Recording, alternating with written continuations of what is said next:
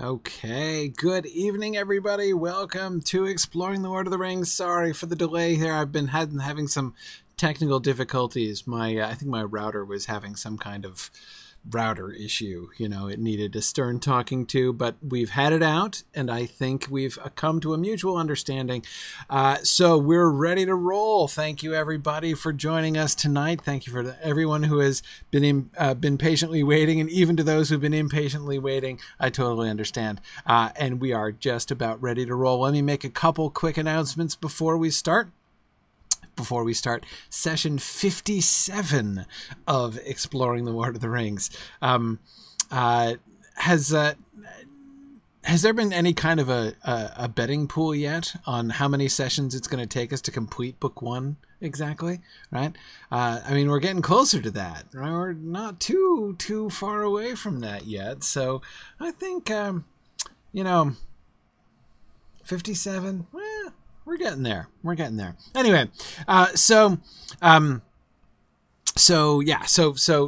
welcome back. Now, so a couple announcements. First, and most importantly, I know I've announced this in some places, but I think that this didn't become official until last Wednesday. So I know I announced it at the Mythgard Academy, but I don't think I did here. And that is that we have met our fundraising goal, our preliminary fundraising goal anyway, for our certification costs. Thank you to everybody who contributed so generously.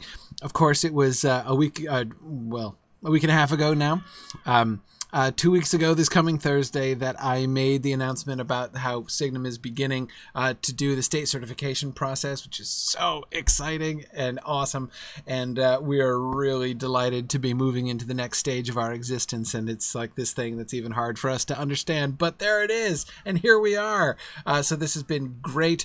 We have raised almost $28,000 in the 10 days or so since I made the announcement. That is incredible. We needed $23,720 for our state certification costs, and we have exceeded that, which is awesome, because after we complete the state certification process, we're going to begin the process of applying for accreditation. So, and that is a little more expensive. Okay, well, it's either a little more expensive or a lot more expensive, one or the other.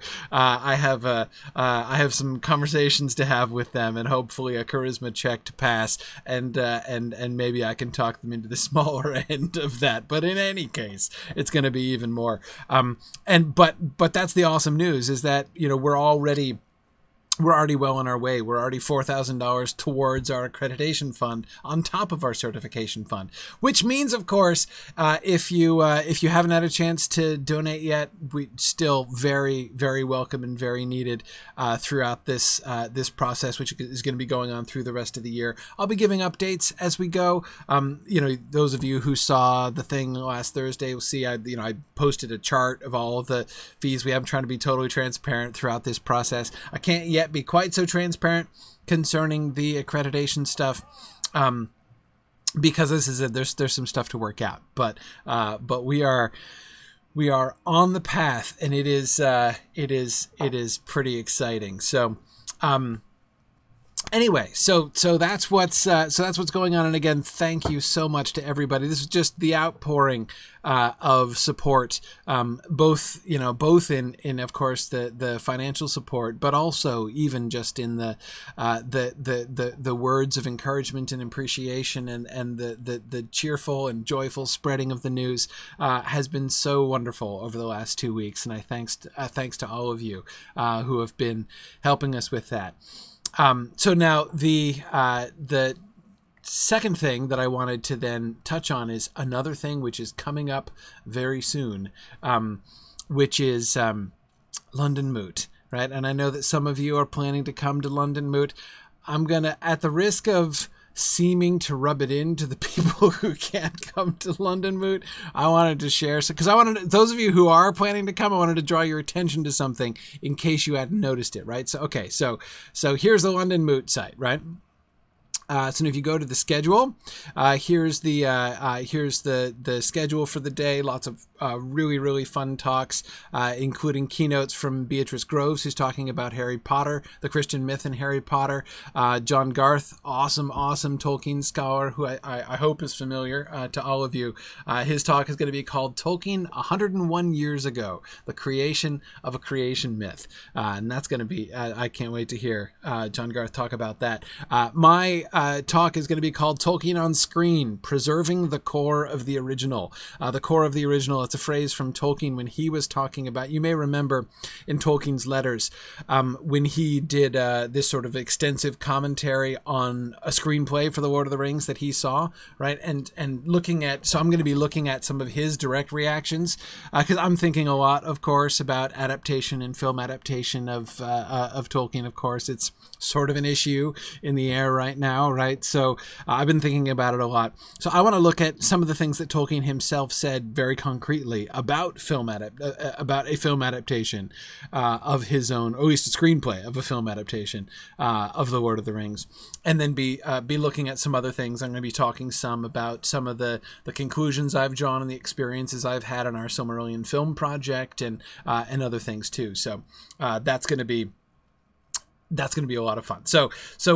this is the main schedule, but here's the other thing I wanted to draw your attention to. If you're planning to come to London Moot, there's this extra thing, right? So there's this optional pre-conference field trip of London literary landmarks that Darren Gray, the organizer, has put together. Look how cool this is. This is what we're going to do on Friday, right? Before the conference on Saturday. We're going to go on a tour of the British Library Treasures exhibition, which the British Library, oh my goodness, there's so many amazing things there. We're going to go to the Dickens Museum, the Cecil Court Antiquarian Bookshops, right? So we're going to go to the antiquarian bookshops. We're going to go out for dinner, and then we're going to go see Hamlet at the Globe, right? Oh man, this is going to be so awesome. So we're going to have this whole extra optional day of literary London on Friday, and then we'll have the conference on Saturday. So I just wanted to make sure that like everybody who is going is sort of aware of this extra thing, because there's this registration form, just so that he could know who's all coming and everything. Anyway, this is pretty super cool. So again, I apologize to those of you who can't come, but this is pretty cool. So just wanted to share that. I'm really looking forward to this. I'm not going to be able to be in England for very long this time. I'm only going to be out there for a few days, but I'm totally going to be there for the Friday and the Saturday. So that's going to be a lot of fun. So I hope to be able to see some of you there. I know that some people are coming, so we will. We'll see what happens. All right. I hope to meet some of you there. So that's the second announcement that I wanted to remind people about. There's still time to sign up, I believe. If you think you might be able to come and you haven't registered yet, still time. You should totally do it. All right. So those are my announcements for today. Let us jump into our discussion back into chapter 10. So today's called Seeing the Big Picture. Is it really these really interesting moments, right, where we have everybody's perspective, except possibly Strider's, really sort of expands, and they sort of see things in a different light here, right? Butterbur comes to a new understanding of what's going on. Frodo is going to come to a new understanding of what's going on, and then of course Pippin and Sam are going to get a bit of an eye opener if we get as far as that. Anyway, okay, so okay, so let's move forward. So I wanted to jump straight into the text here tonight. Okay, Butterbur, you remember, has just asking, what's this all about, right? He's asking Frodo, what is it that's going on? Because obviously Gandalf didn't tell him, right? Gandalf didn't give him any concrete warning about what was happening, and there's some good reasons for that, right? Especially since he was hoping it wasn't going to come to this, right? But we'll get to that later on. Anyway, I'm sorry I can't explain it all, answered Frodo. I'm tired and very worried, and it's a long tale. But if you mean to help me, I ought to warn you that you will be in danger as long as I am in your house. These Black Riders, I'm not sure, but I fear they come from They come from Mordor, said Strider in a low voice. From Mordor, Barlaman, if that means anything to you. Save us, cried Mr. Butterbur, turning pale. The name evidently was known to him. That is the worst news that has come to Bree in my time. It is, said Frodo. Are you still willing to help me? I am, said Mr. Butterbur, more than ever, though I don't know what the likes of me can do against... He faltered. Against the shadow in the east, said Strider quietly. Not much, Barlaman, but every little helps. You can let Mr. Underhill stay here tonight, as Mr. Underhill, and you can forget the name of Baggins till he is far away. Okay. What do you notice here? What particularly strikes you about this passage? The thing that that I find most fascinating about this passage in particular is it's like there are two different conversations going on here, right? Frodo and Butterbur are kind of operating on the same wavelength here, right? I'm sorry, I can't. I'm tired and very worried. If you mean to help me, I ought to warn you. I'm not sure, but I think they come from... And here's, Butterbur. Save us. That is the worst news. It is. Are you still willing to help me? I am, more than ever. And then Strider keeps interrupting, right? He keeps interjecting these, seriously ominous, they come from Mordor. From Mordor, Barlaman, against the shadow in the east. Not much, Barlaman, but every little helps, right? It's like Frodo and Barlaman they're understanding each other, right? They're operating, whereas Strider keeps kind of cutting in. And that's really interesting, right? So let's look through this. And I agree with you, by the way. Several people here in the Discord chat are pointing out how well this part of the conversation really speaks for Butterbur, and I totally agree. It really does, right? Mike, I agree more than ever.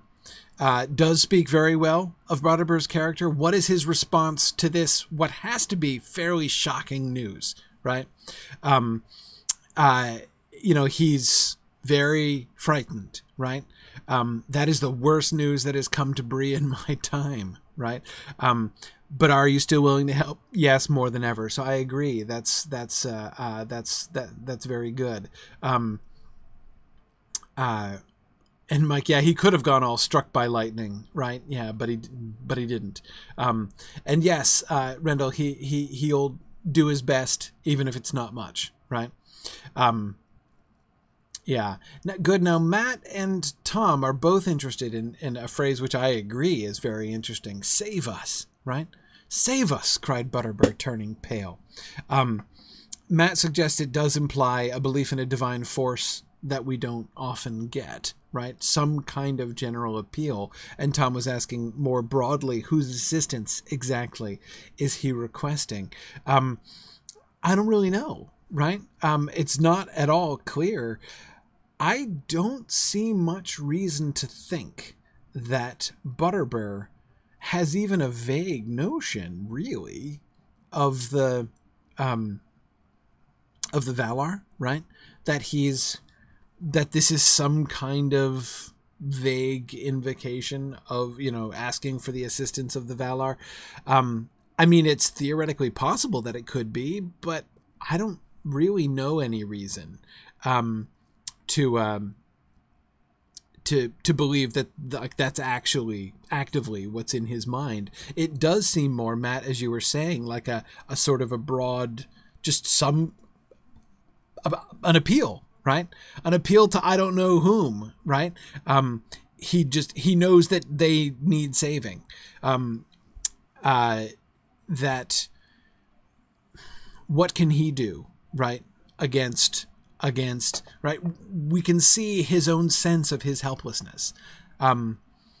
This is, so Ragamuffin here on Twitter was just saying that save us could just be an expression like God bless you in response to a sneeze. Well, yes, except God bless you in response to a sneeze shows a basic theological underpinning, right? I mean, you might not be meaning it. It is quite likely when you say God bless you that you're not actually, you know, thinking about invoking a monotheistic God and asking his blessing upon the person who just sneezed, right? The whole explicit theological conception that underlies it may not be in your mind, right? But it is nevertheless the cultural root of what you're saying.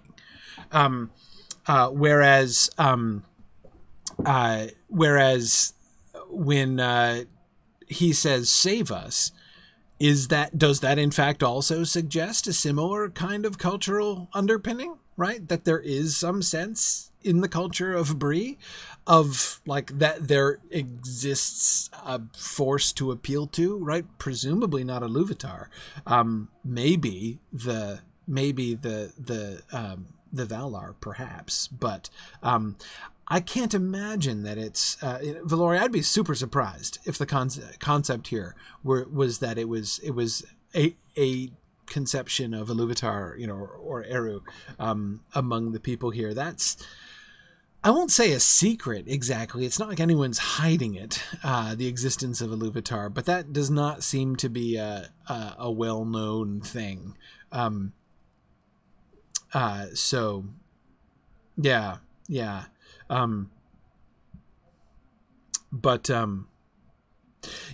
Eroheb, I agree that the Valar turn him aside, or something like that, could easily turn into a semi-meaningless save us given a few millennia. Yeah, if that's the case, I mean, you could argue that, right? You could conceivably say that this is a relic of a kind of a, you know, that sort of expression, that kind of, because the Valar turn him aside, as Eroheb was quoting here. That's what the Dunedain down in Ithilien say when the Mumak is heading towards them, right? But they, of course, have a much more explicit theological grounding, right? They know about the Valar, and they actually have ceremonies that revere them, right? We're way far away from that, both culturally and geographically, right, in Bree. I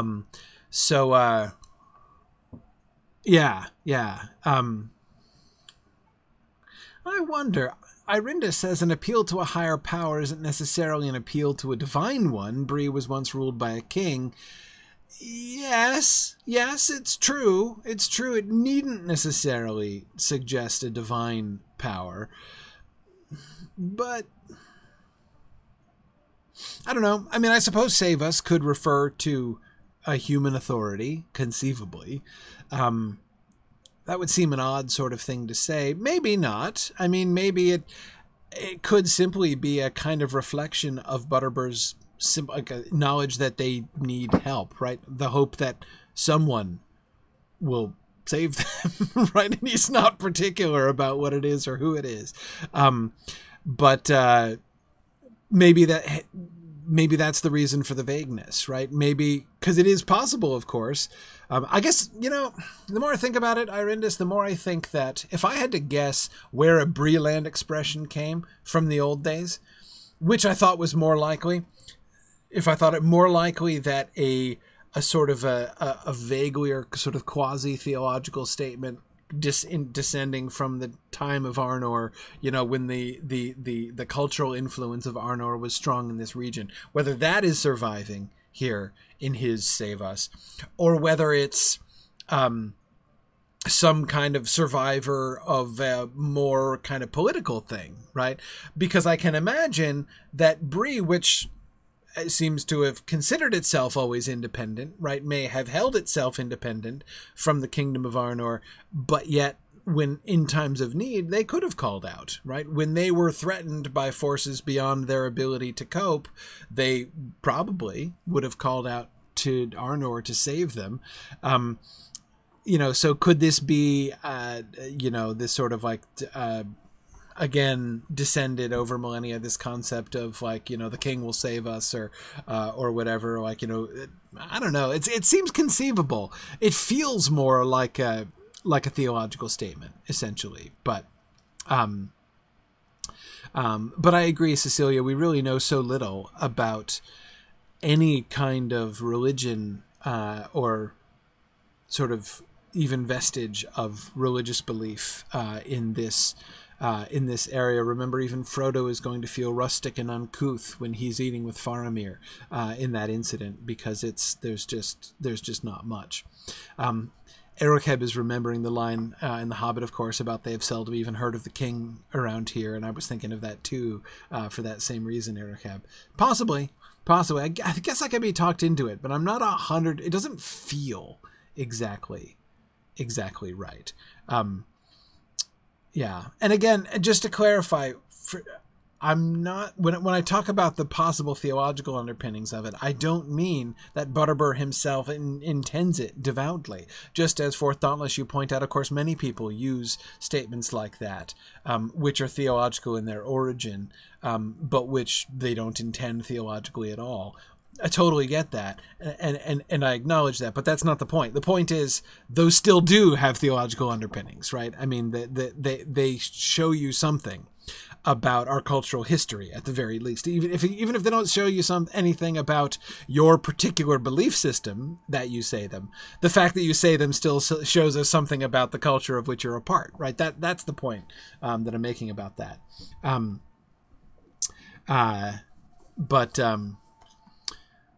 Anyway, yeah, and Mike, you're absolutely right that in the town of Bree, the kings would functionally be as remote as the Valar in history, no question. I mean, there has not been a king in what?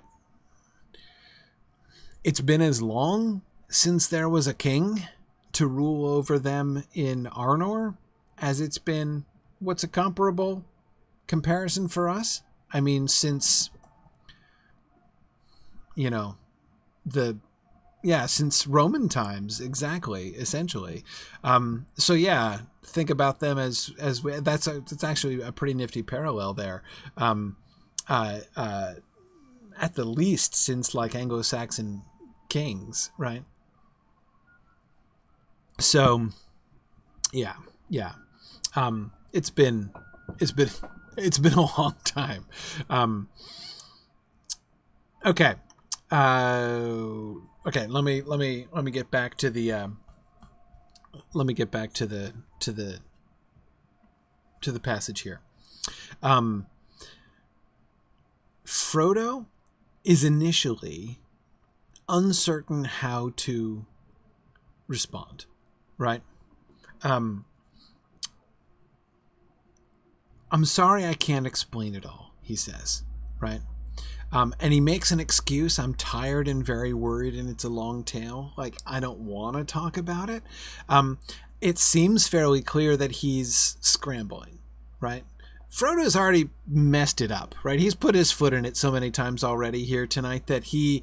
and then this conversation with Strider that he was just in the middle of, and now he's being put into another position. So he was already in this, do I trust Strider or not? And remember that was just coming to a sort of a crisis point, right? Strider was just about to, as he said, he was about to lay everything he had on the table before them, right? To try to convince them that they should trust him.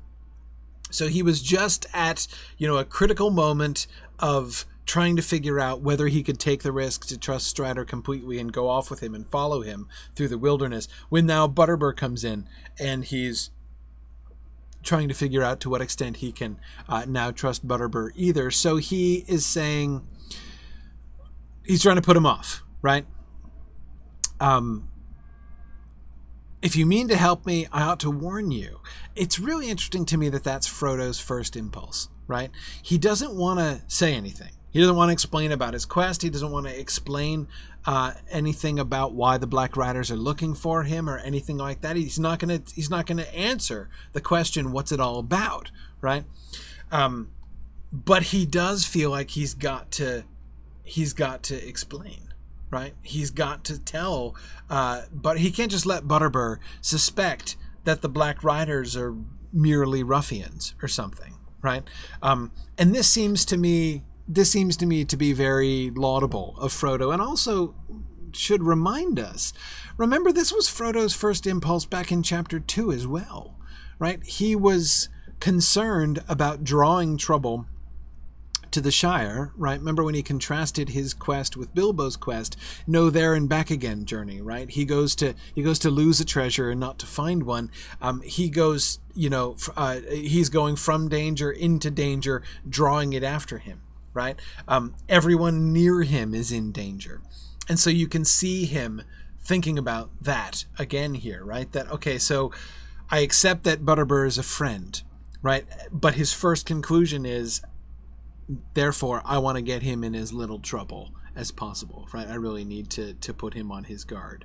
And yes, Mad Violinist, you're absolutely right, that it is very like Frodo. We've seen him doing that not only in that first impulse in chapter 2, but of course, as you were recalling, his impulses in chapter 3, like that moment that you specifically alluded to when he's looking down at Pippin, right, and saying, "No, I can't bring even them into danger like this," right, and he finds Sam looking at him like Sam knows what he's thinking.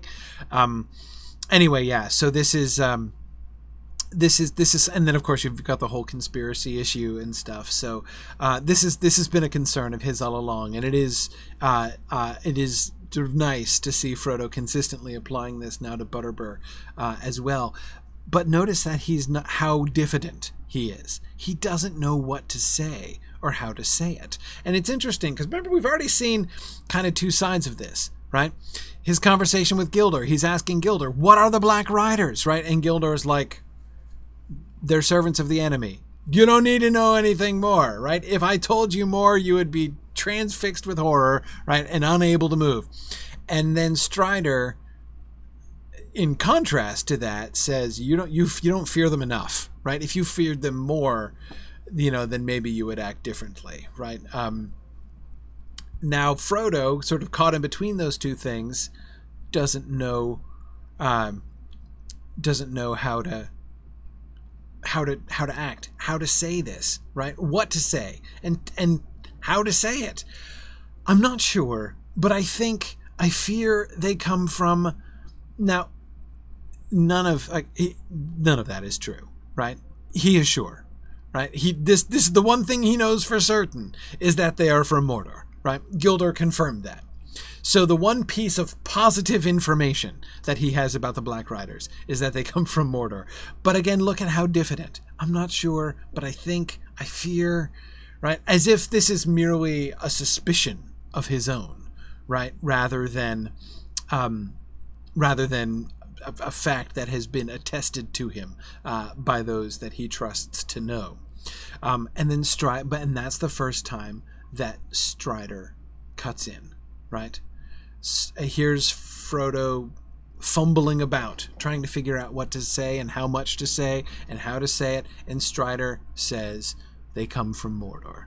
From Mordor, Barlaman, if that means anything to you." Right? And I agree that Kimber, that Strider's interruptions do seem like he's trying gently and firmly to help Butterbur and Frodo face up to reality. Yes, exactly. There's no fumbling around, right? Let's be direct about this. Yeah, so in a sense, he seems to be kind of endorsing what Frodo just did, right? The decision that Frodo just made. Frodo's first impulse is to say, "I need to warn Butterbur," right?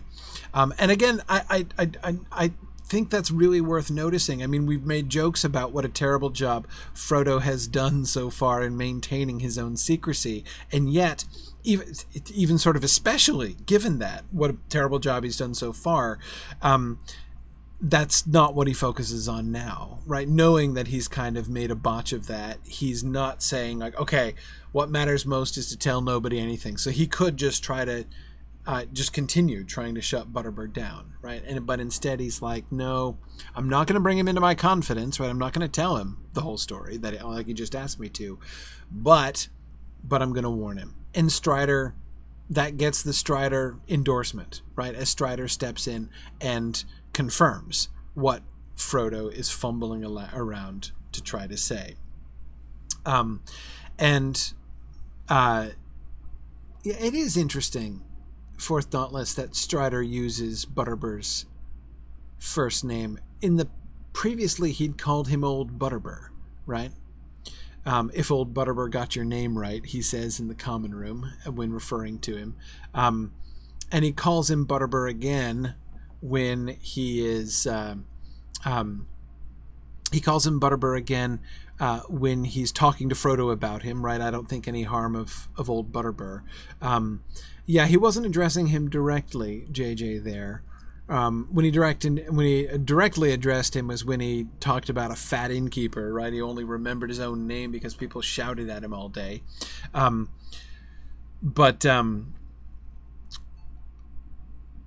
Yeah. Anyway, so from Mordor, if that means anything to you.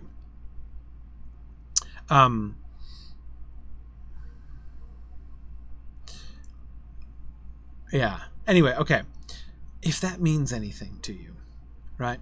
I'm trying to gauge the tone of that.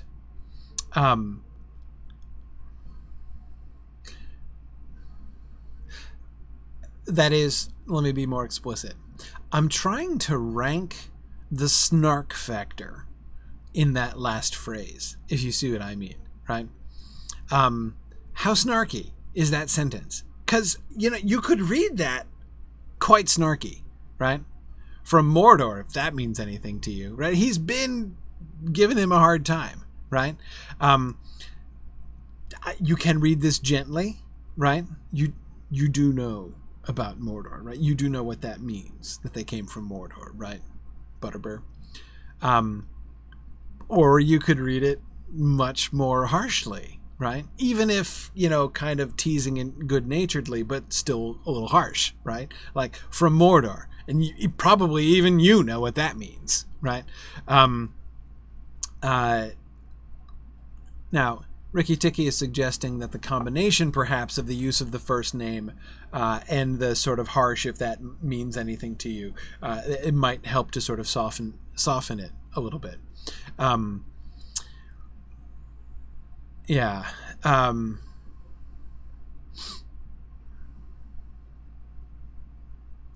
Stephanie gives it an 8.5 on the snark scale. Yeah, that's pretty high. I'm not sure I'd go as high as 8.5, but I kind of think it's a little bit up there too. Catriona likes to think he's being more gentle here, speaking softer and a bit more respectfully. Possibly. He's speaking in a low voice, right? Now, speaking in a low voice suggests he doesn't want to be overheard, right? He doesn't want Knob in the hall to be like, Mordor, what? So that's, so I don't think that's necessarily speaks to his tone in terms of gentleness or harshness. Well,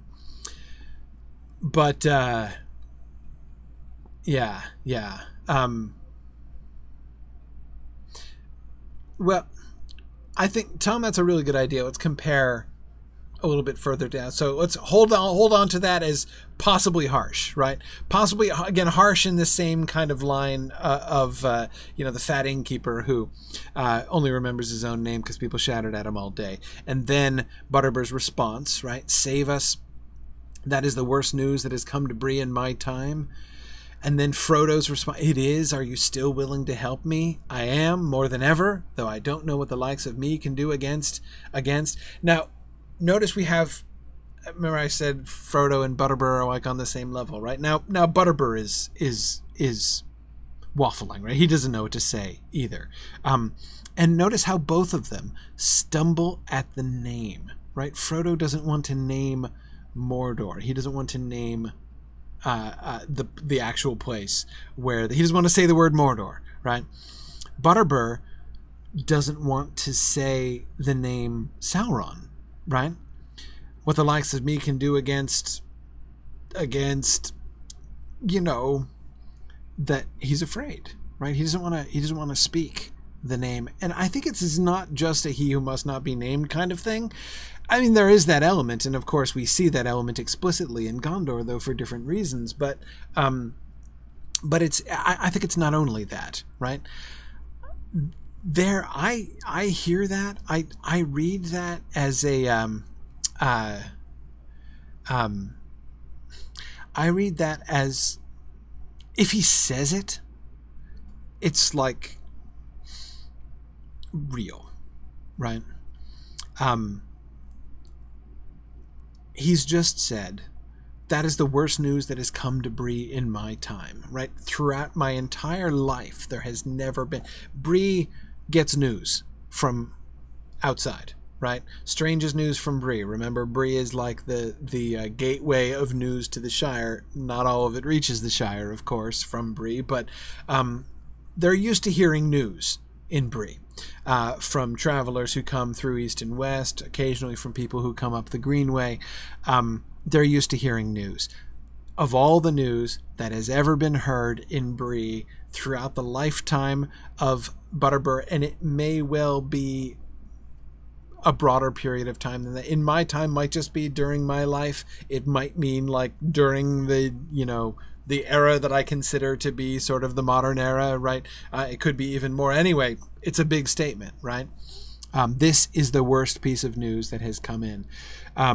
The idea that Bree is actually being entangled in, like there are people here who have come from Mordor. They've heard of the Shadow. They have heard of Sauron. They've heard stories of the old days and the old battles. They will have heard stories of that we know that they will have heard stories of the rebuilding of Barad-dûr. Remember, those stories even made it through to the Shire. If they've made it through to the Shire, they've certainly made it through Bree, right? So he knows who the enemy is. He knows the relation of the enemy. This is big. This is a big deal, right?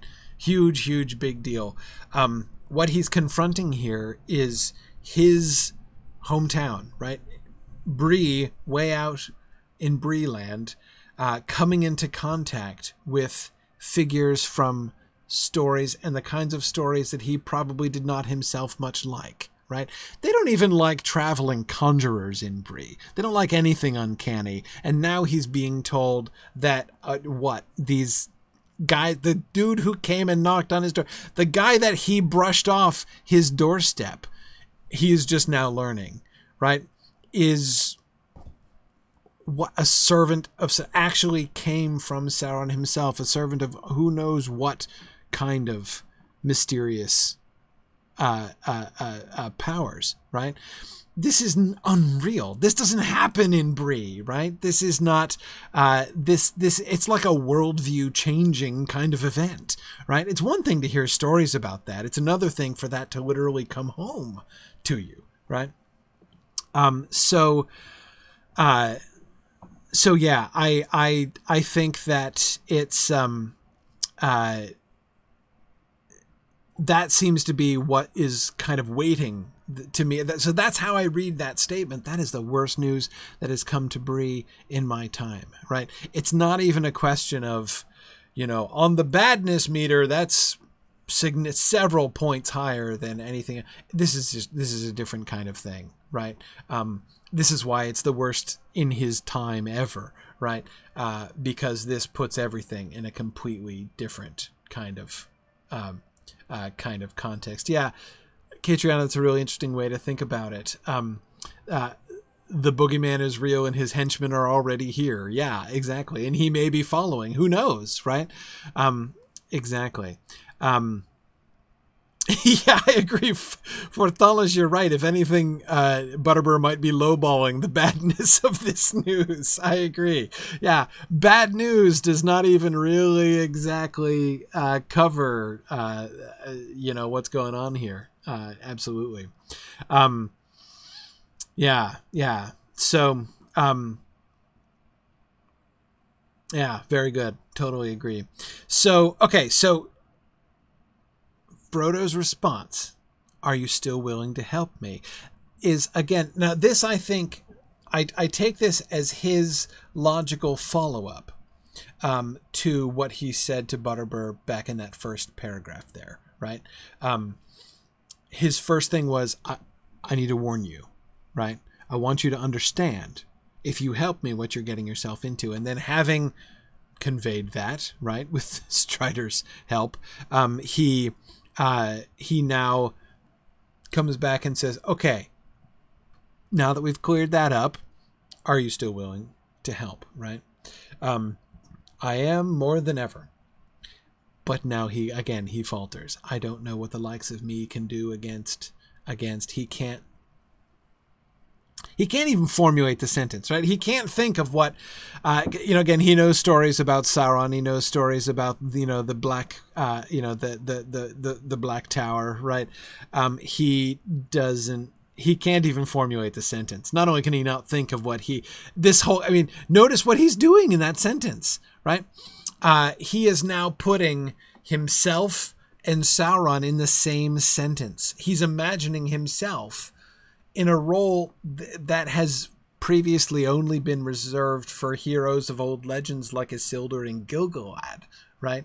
There's Barlaam Butterbur on the one hand and Sauron the Dark Lord on the other hand, and I'm standing against him and his servants. Like, really? Like, that's actually what's happening? No wonder he can't finish that sentence, right? I mean, talk about changing your worldview, right? That is absolutely that is absolutely bizarre. Eric had, that's a really great way of thinking about it.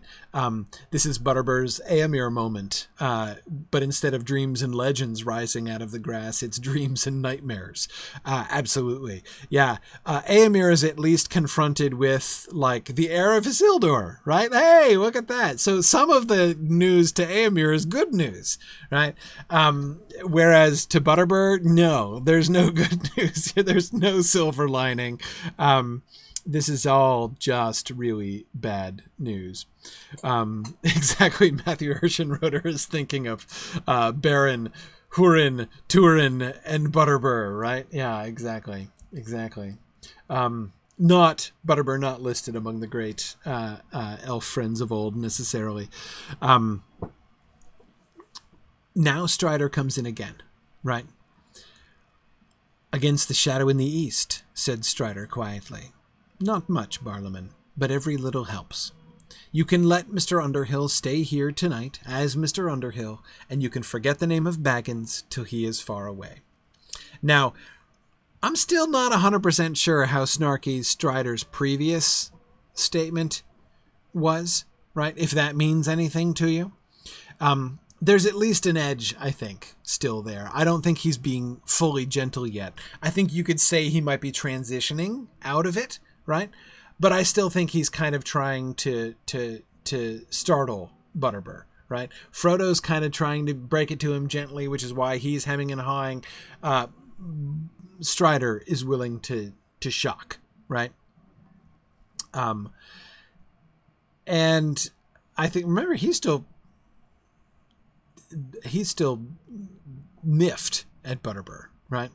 But anyway, so yeah, I think that statement, if that means anything to you, still has an edge to it at the very least.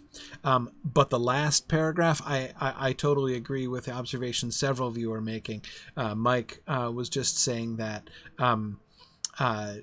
the mad violinist, absolutely, yes. That final statement, I see zero snark at all in this last paragraph. Not much, Barlaam, but every little helps. Notice what he's doing here. He is totally throwing Butterbur a lifeline now, right? He's just seen what has happened to Butterbur, right? Butterbur, he knows. Butterbur has just had his world turned upside down, right?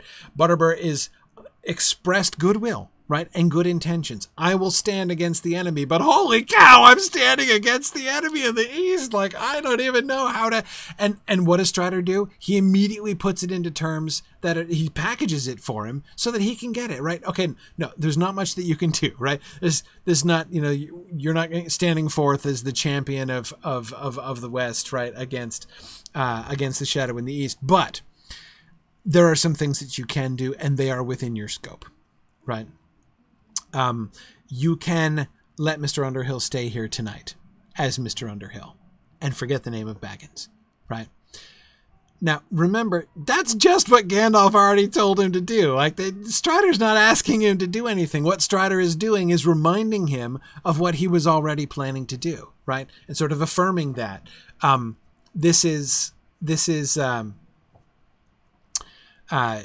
what you were already thinking of doing, that is what you can do, right? Yeah. Yeah, Kimber, I was, of course, thinking exactly the same of the troops that he sends to Cair Andros later on, right? Giving them a manful deed that is within their scope. Yeah, that's exactly what he's doing for Butterbur here as well. Yeah. Yeah, that's really that's an interesting perspective there, Ambrosius. We see Aragorn as one of the few people willing to appreciate the courage of small creatures like hobbits, even if this knowledge grows over the course of the story. He says, I read this as a first example of this, with him respecting the courage of Butterbur as far as it goes. Yes, he is...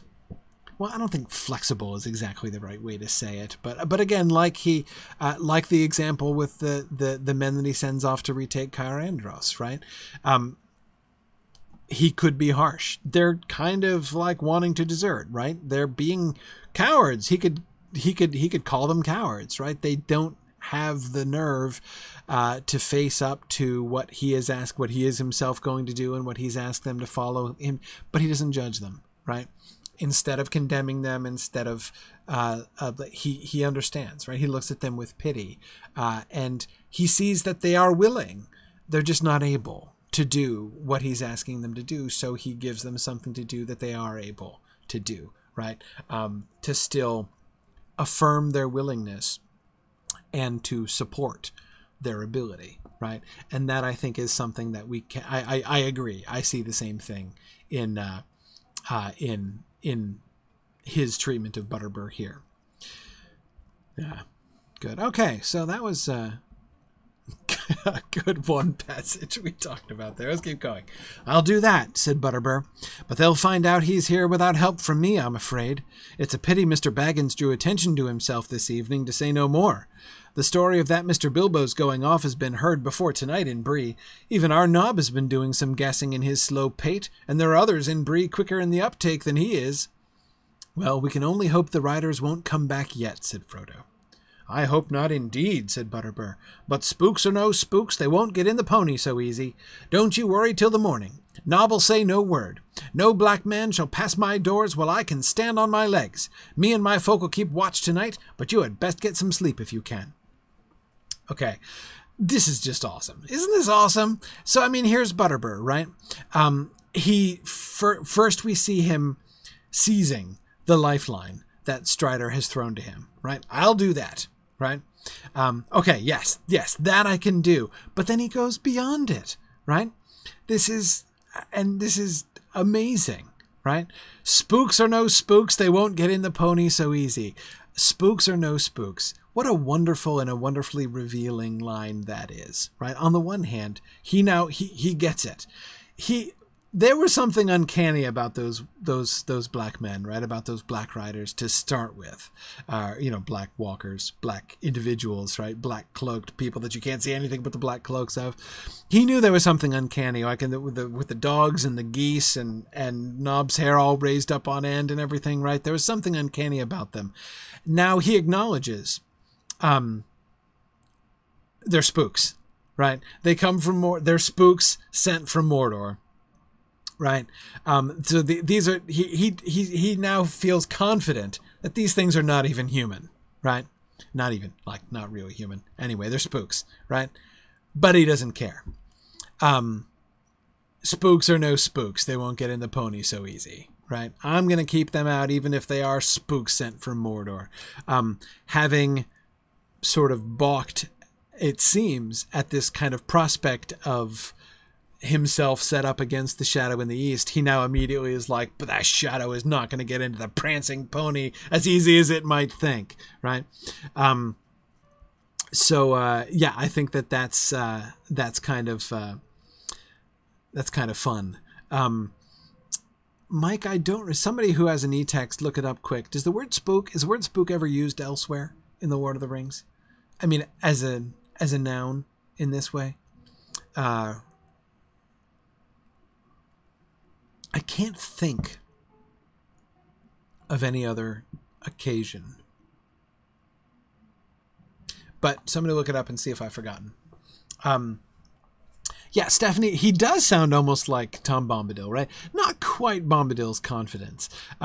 There's still, especially in the context of, you know, how unsettled he was just a couple seconds ago, there's sort of the air of him trying to encourage himself as well as Frodo, right? But that by itself is kind of interesting, right? Remember, this conversation has gone from Frodo saying, you need to understand how much danger you're in if I'm here, right? Are you still willing to help me knowing that danger? And him saying, don't worry, you know, right? Don't worry, Mr. Baggins. They will not pass my doors while I can stand on my legs. That's pretty awesome. That's pretty awesome. And it is, I think, a reflection of his hospitality, Mad Violinist. I definitely agree. Okay, Matthew confirms it's the only occurrence of the word spook. Okay, that's what I thought, but I couldn't remember for sure. Yeah, okay, good. Harneth confirms the same thing. Good, good. Yeah, very good. Okay, let's see. Yeah, good. Excellent. And oh, that's interesting. Yeah.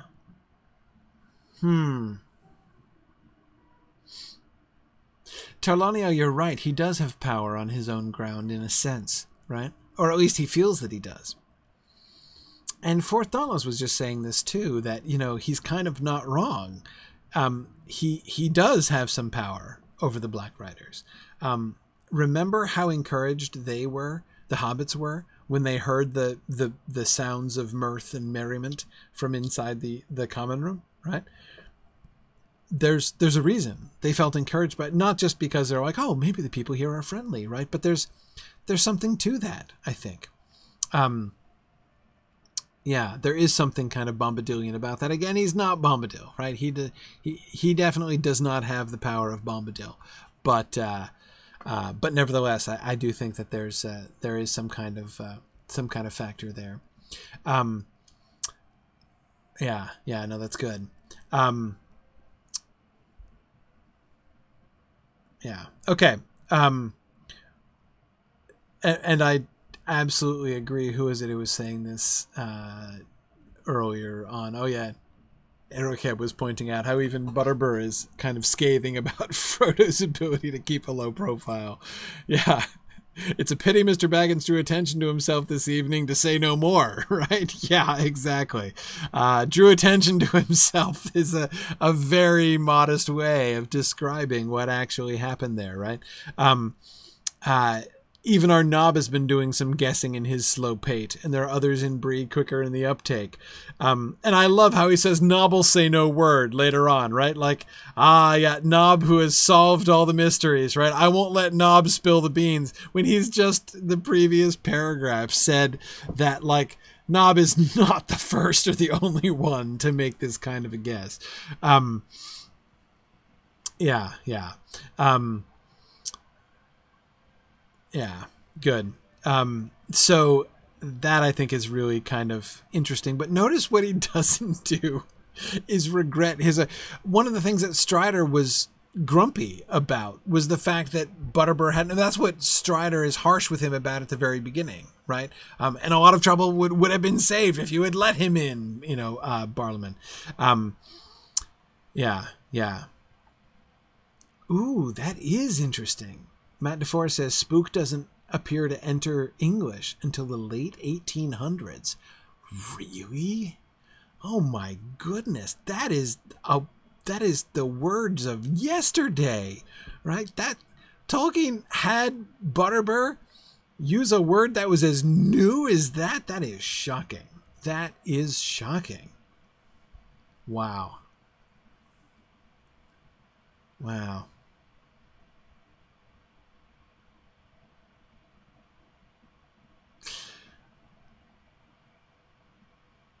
Yeah, no, Brunier, neither does Express Train. It's true, but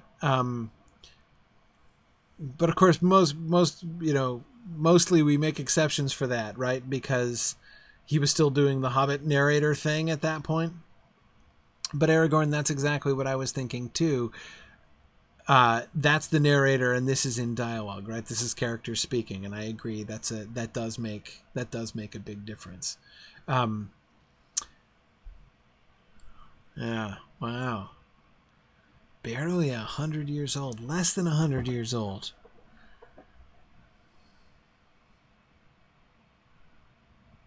I'm shocked.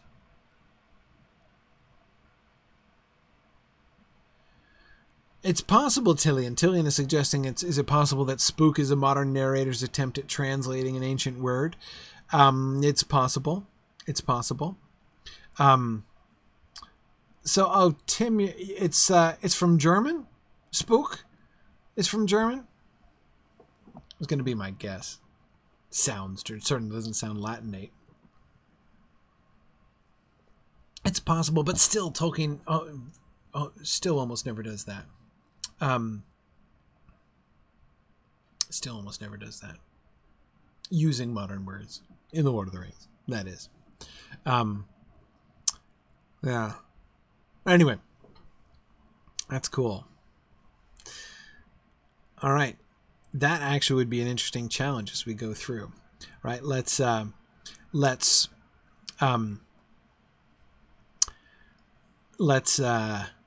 if we can find any more of those, right? How many modern words can we find as we go along? That would be fun. That would be fun. Yeah. Okay. Several people are saying it's from Dutch. Yeah. No offense to the Dutch. Same thing, right? That is to say, it's Germanic and not Latinate is the main. It was my main question. Yeah. I'm not trying to say that Dutch and German are identical. I'm just saying it's we're swimming in the same pool here from a linguistic standpoint, and that's what I'm interested in now. Wagner used the word Tim? No way, really? Oh, that's very interesting. Anyway, okay, sure. I'm not gonna think about spook anymore, even though that is very interesting, and I want to. If we bring together a few of those, we might be able to think a little bit more about this as far as patterns of usage. Of course, normally this is not a thing that we would be very concerned about, right? But this is Tolkien. This is different, right? That is noteworthy when Tolkien uses a modern word like that. Anyway, back to Butterbur and Butterbur's boldness and Butterbur's, I think, outright teasing of Frodo here, right? And open criticism of Frodo. Now that he knows what was going on, now he's like, okay, I now fully understand how ridiculous that was, right? Yeah. Back in the common room. Me and my folk will keep watch tonight. Okay. In any case, we must be called at dawn, said Frodo. We must get off as early as possible. Breakfast at 6:30, please. Right. I'll see to the orders, said the landlord. Good night, Mr. Baggins. Underhill, I should say. Good night. Now, bless me, where's your Mr. Brandybuck? I don't know, said Frodo with sudden anxiety. They had forgotten all about Merry, and it was getting late. I am afraid he is out. He said something about going for a breath of air. Well, you do want looking after, and no mistake. Your party might be on a holiday, said Butterbur. I must go and bar the doors quick, but I'll see your friend is let in when he comes. I'd better send Nob to look for him. Good night to you all. At last Mr. Butterbur went out, and with another doubtful look at Strider and a shake of his head, his footsteps retreated down the passage.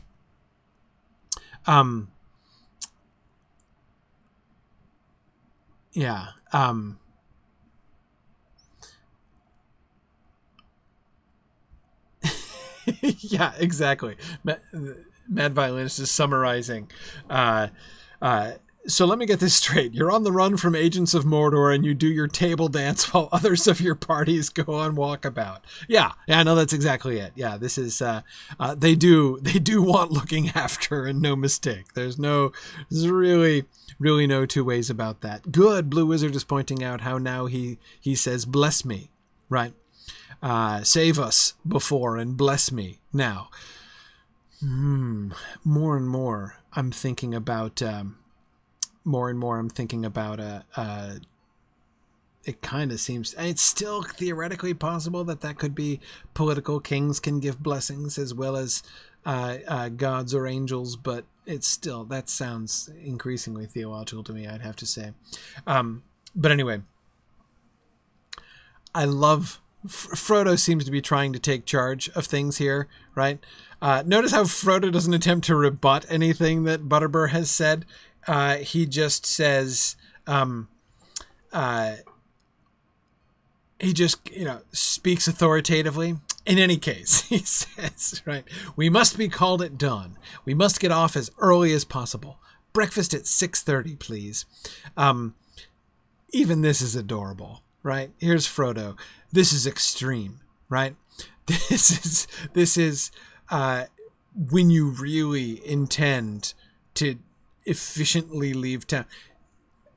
Agents, undead agents of the enemy are hunting you. The most disreputable people in town probably know your secret. They may already be in the pay of these, as far as you have reason to suspect, they're already in the pay of these, ghostly, these spooks, right, in the service of Mordor. What do, right? You better leave town fast, right? You've got to get out at the first possible opportunity. You'd better order breakfast at 6:30, right? Because then that's, if they serve breakfast, if you're sitting down to breakfast at 6:30, you could probably be finished your breakfast by, I don't know what, like, if you rushed, maybe like by 7:15, and that way you could probably get on the road by like 7:45, right? So you could be on the road by 7:45. Man, the bad guys are not going to have any chance of catching you if you sit down to breakfast at 6:30. I mean, man, that's just awesome, right? Against Frodo. Yeah, no, man, this probably calls for even more extreme action. Yeah, exactly, Tom. You might get out the door by the crack of 9. Exactly. This is just funny. It's really hard not to make fun of Frodo during all of this, and I don't think that that's the point necessarily, right? I don't think that we're supposed to be mocking Frodo in this whole business, right? I think we're, but we certainly see that this guy is not a professional, right? And seems to lack any real understanding of this. And he was the one saying to Butterbur, like, you're in danger. I want you to understand how much danger you're in. And he doesn't really seem to have internalized it either, as then immediately emphasized by the fact that Merry has gone out for a nocturnal stroll through the streets by himself, right? I'm just going to go walk in the streets of Bree at night by myself because I want a little air, right? How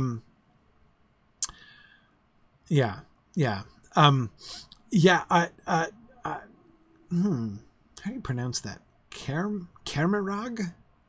Kermirag. I like it. Kermirag, yes, it was just saying, the Kermirag, I should emphasize. It was just said that Aragorn must be wondering just what Gandalf has gotten him into with these ridiculous hobbits, their dancing and their walkabouts. I know, right? I mean, yeah.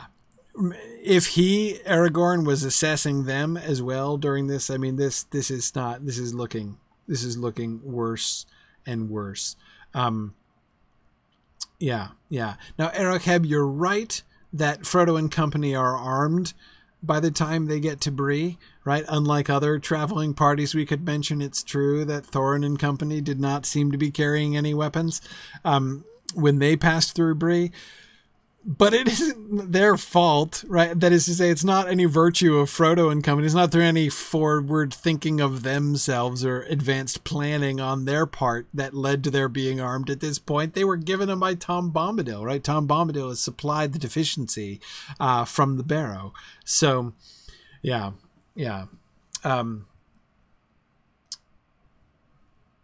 I'm afraid he is out. Oh, man.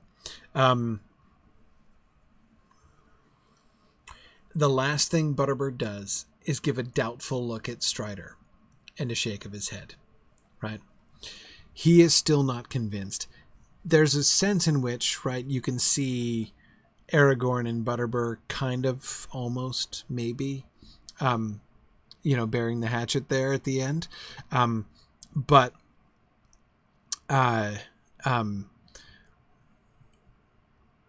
at least from Strider's perspective, how gentle he was being with Butterbur and how much he seemed to respect what Butterbur was wanting to do and trying to do. One of the things that I think is really interesting is sort of the levels of kind of awareness that's going on here, right? Here's Frodo talking to Butterbur, and here's Butterbur saying to Frodo, boy, you people, right? You guys might be on a holiday. Do you have any idea what you're doing? Right? Oh, man, like, you do want looking after. No mistake, right? You've got to think that here's Strider listening to Butterbur saying, spooks or no spooks, they won't get in the pony so easy. Remember what he just said to the hobbits, right? They are terrible, right? And he's looks like he's in pain and remembering something horrible and saying, okay, you don't fear these riders enough, right? He's got to be listening to Butterbur promising to keep watch, right? And thinking that Butterbur, Nob, and Bob, whether Bob be hobbit or human, really, the three of them are going to keep the ring wraiths out of the prancing pony. So again, here's, Frodo seems to not really be fully processing things. Butterbur gets it better, right? Butterbur is able to show him a thing or two. And then here's Strider gotta be standing there like, oh man, none of these guys really understand. So that's really interesting. But again, you notice how everything has been opening out. Notice the change in Butterbur as well, right? He asked, what's all this, what's going on? And now he feels that he knows. He still doesn't know why Frodo's leaving. He doesn't know why the servants of Mordor are pursuing Frodo, but at least he knows what's happening. These are spooks. These are servants of Mordor, and this is my house. This is my inn, and I'm going to protect it. And this is because these are my guests, and I'm not going to let my guests be disturbed, even by spooks from Mordor. So yes, the old stories are kind of coming true all around him in his daily world. Now it's, there's like a figure from one of those stories just knocked on the door of his inn, a couple days back. But now, having kind of accepted that, he's almost in a sense sort of naturalized that, right? Ericab, you're right. Butterbur knows what he needs to do to be a good host, and that's what matters to him, right? There's a sense in which he is putting he is putting the servants of Mordor within his context, right? Okay, I know how to keep my guests safe. Right, make sure that no undesirables get into the prancing pony and disturb my guests in their beds. Right? Okay, so I can do that.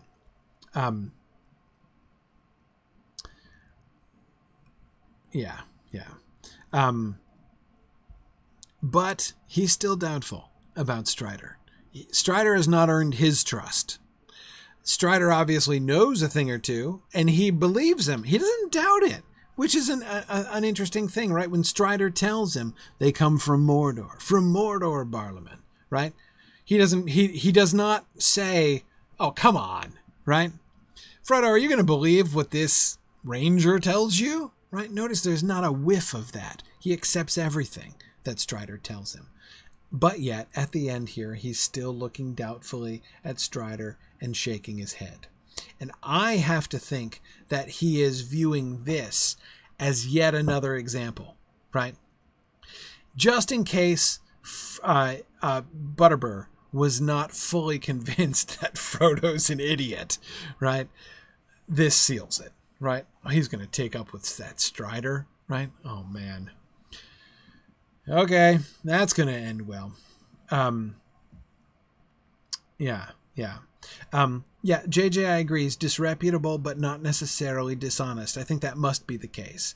It doesn't even seem to occur to Butterbur to question Strider's words, which again, I find that interesting. Yeah.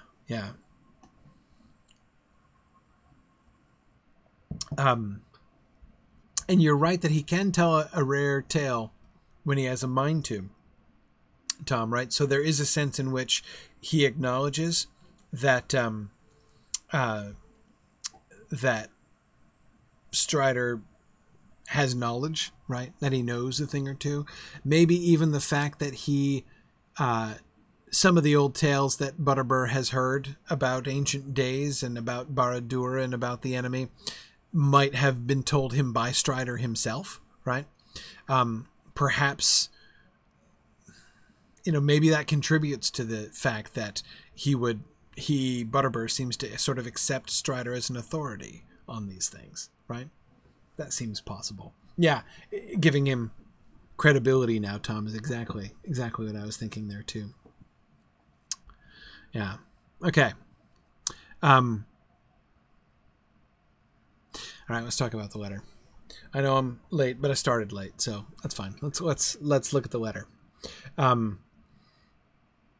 Lincoln, that is a really interesting observation. Lincoln says that puts an interesting spin on if that name means anything to you.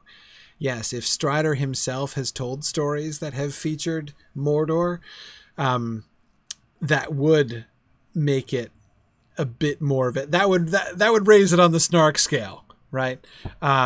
If that meant, if you even remember the story that I told you 6 months ago, right?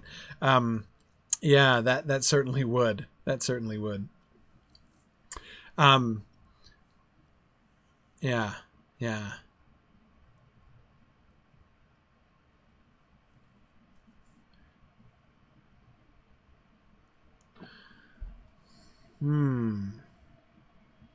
Blue Wizard asks a really good question. Okay, folks who have the OED right there. When did the word holiday take on its modern definition, its modern usage as vacation? When did people start using the word holiday in that way? It was a little while ago, at least. Anyway, tell me when that usage dates from. Because, of course, this is not the only usage of holiday in that sense, right? Bilbo says it back in chapter 1, right? He wants to go on a permanent holiday, right? Frodo sees it as a kind of holiday.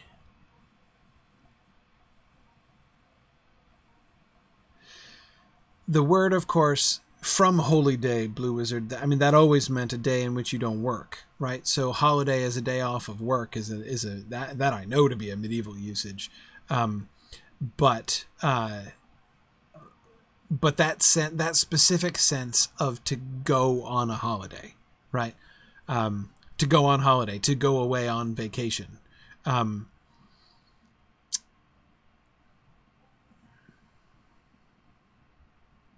16th century?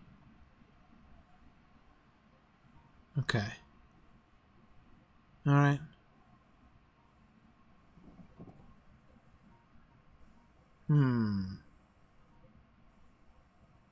Mid-19th is the school holidays. Yeah, that would have been. So that's like, in the halls, right? As, like the Pevensies would say in Narnia books. Yeah. Yeah, but the usage here is not just cessation from work. The usage is specifically to go away on a pleasure trip, right? During the time that to take time off and to go away on a pleasure trip, right? That's the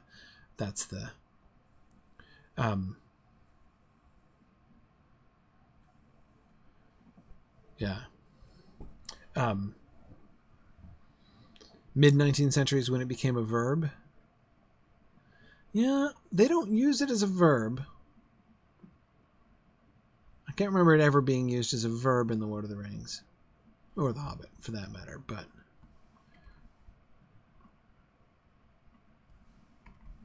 Okay.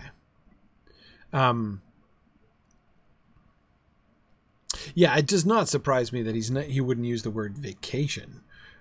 But... Yeah, no, obviously he's not going to use that word. Anyway, even in, the 20th century, holiday was the word they used, in England.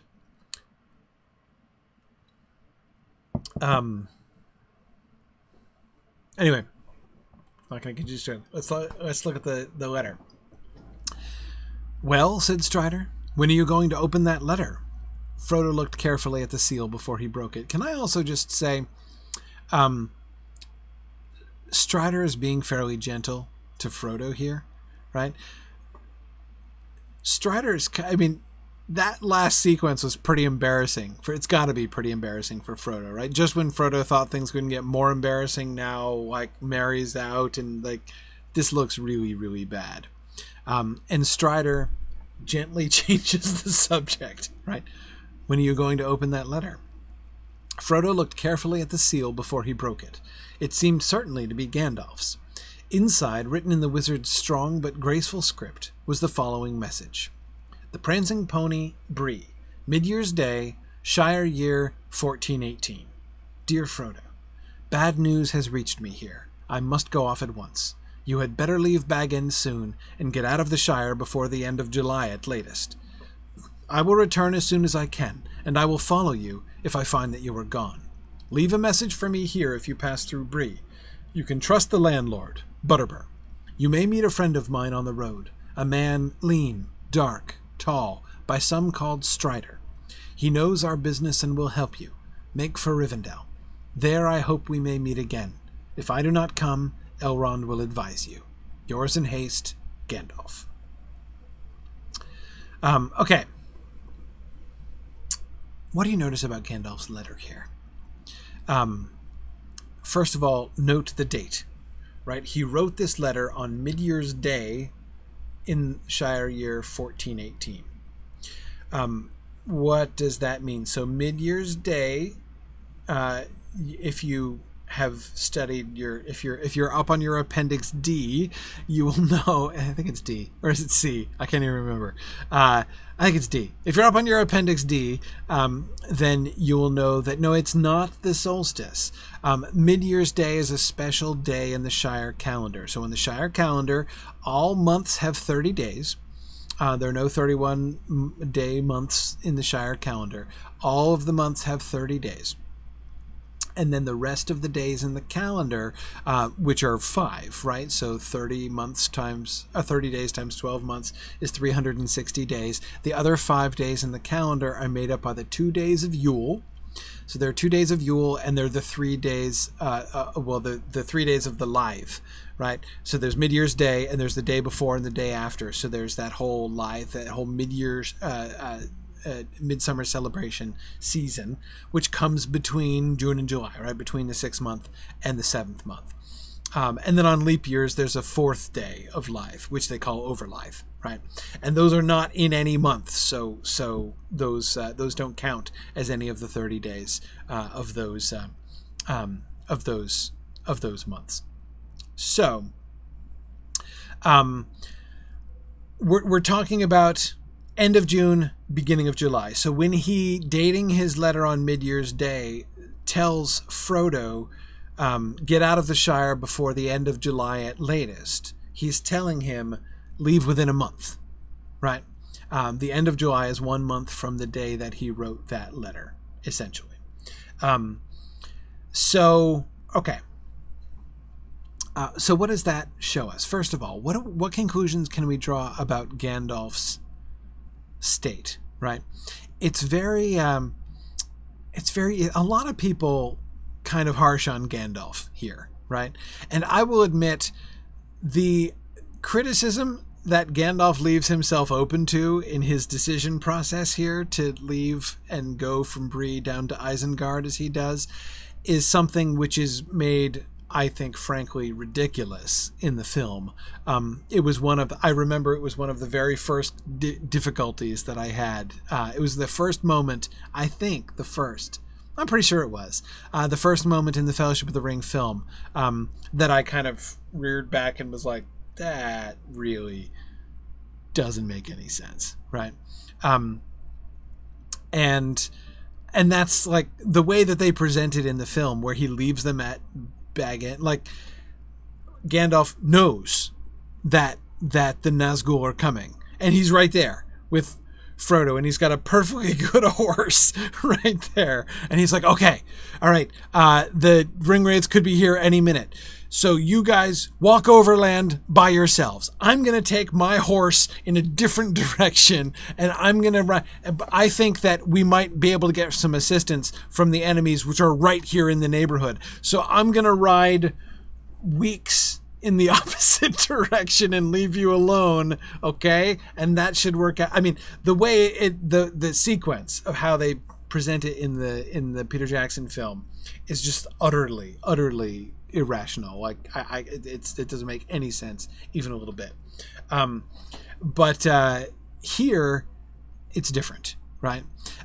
Things are not quite so bad for Gandalf as that. He has heard that the Black Riders have left Mordor, right, and may be coming, right? But he does not expect them anytime. He tells Frodo to leave before the end of July. He doesn't say flee at once, right? Like, don't pack. Don't worry about, like, leaving a trip. Just go instantly. Nor does he turn around, dash to the Shire, and go with Frodo right away. He clearly believes they've got a bunch of time, right? It's not going to be anytime soon that the Black Riders are going to get near the Shire. And, of course, he's perfectly right. Right? The Black Riders do not get to the Shire until late September.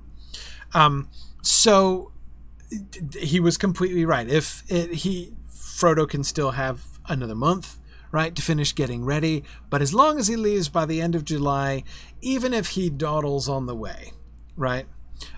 Let's say it takes him a full month to get to Rivendell, which would be a long trip, right? I mean, that would be taking his time, right? But let's say it takes him an entire month to get from Bag End, or even from Buckland to Rivendell.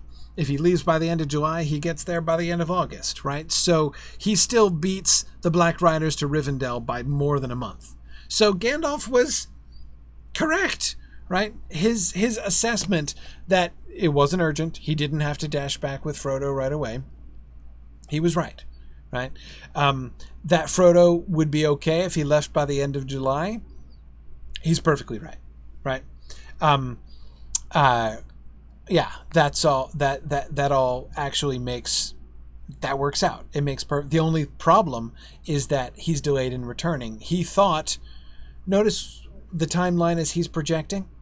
He does not assume he can make it back from Isengard in a month. Right? He's told Frodo, leave by the end of July. I will return as soon as I can, and I will follow you if I find that you're gone. He's hoping to find him gone. He clearly does not expect to get back to the Shire within a month. Possibly not sooner than in a couple months. But Frodo should be safe in Rivendell. The road's not that dangerous, right? He's hoping to have Strider looking out for him, and if he leaves in July, he should be fine. Right? And he would have been fine. But we can see he does mean to come back. as quickly as he can, but it's not going to be all that quick. He doesn't rule out the fact that he's going to get there. He's going to catch up with him before he arrives in Rivendell, right? So again, assuming that Frodo has probably less than, say, maybe 3 to 4 weeks from the Shire to Rivendell by, normal pony travel down the road, he's giving himself, clearly he expects to be back within 6 to 8 weeks, right? That seems to be the time frame that Gandalf has in mind. So that seems to be the calculation. That seems to be the calculation that Gandalf is making when he's sitting there in Bree. Okay, the Black Riders are coming. This is seriously bad news, right? This is the worst news that's come to Bree in Butterbur's time. But I've got 8 weeks, right? Can I fit in a trip to Isengard in this time? Might be worth it, right? We'll get to that later on. We'll get to the account of his discussion with Radagast and everything. I don't want to get ahead of ourselves, right? That's in the council. But here we know at least that he was planning to go on a journey, which, again, by his own estimates here, would seem to be he was expecting was going to take him 6 to 8 weeks round trip, right? If he believes that there's a good chance that he will catch up with them on the road. He doesn't seem to think he's going to get there in time to catch them before they leave. He hopes not, right, if they leave on time. So does Gandalf fear Saruman at this point? No. He can't. Matthew asks, does this also mean that Strider has been hanging around Bree for 3 months looking out for Frodo and company? Yeah, probably. Well, we don't know exactly when Strider came back. He wasn't there when Gandalf left, right? So we know that Strider was not in Bree at Midyear, right, on Midyear's Day. He's arrived at Bree since then. How long since then is not 100% clear. Interesting that he doesn't talk to Butterbur, right? Because Butterbur doesn't trust him and he knows it, right? So he doesn't approach Butterbur as mutual friend of Gandalf, right? So we don't know exactly how long Strider has been around, but for a little bit anyway. Yes, waiting to see if Frodo would come out. Okay. What else? What else do I want to emphasize about the letter here? I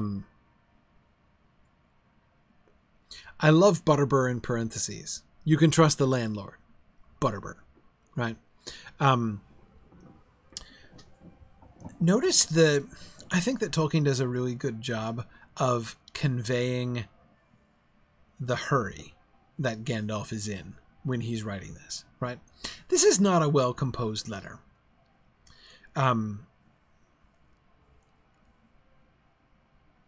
Notice the way that the sentences kind of string together. Bad news has reached me here. I must go off at once. You had better leave Bag End soon and get out of the Shire before the end of July at latest. That's one example that I would point to of where it seems like what he started off saying, he changed how he was going to say it halfway through the sentence, right? He's not planned this out, this letter. He's not drafted this in his head, right?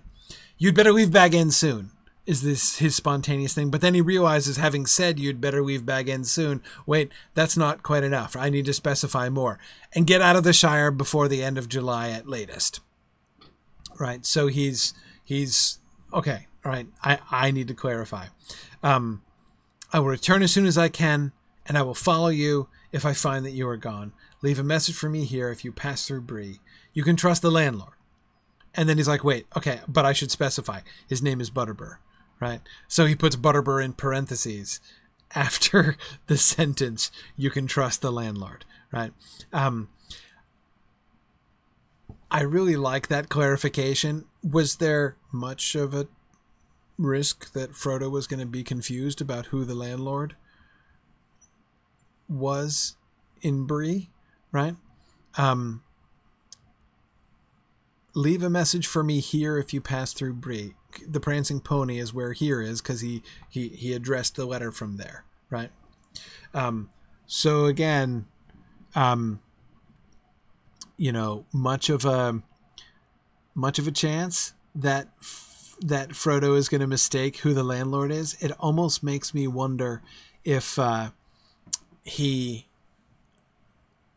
think that there's going to be some fraud perpetrated upon Frodo.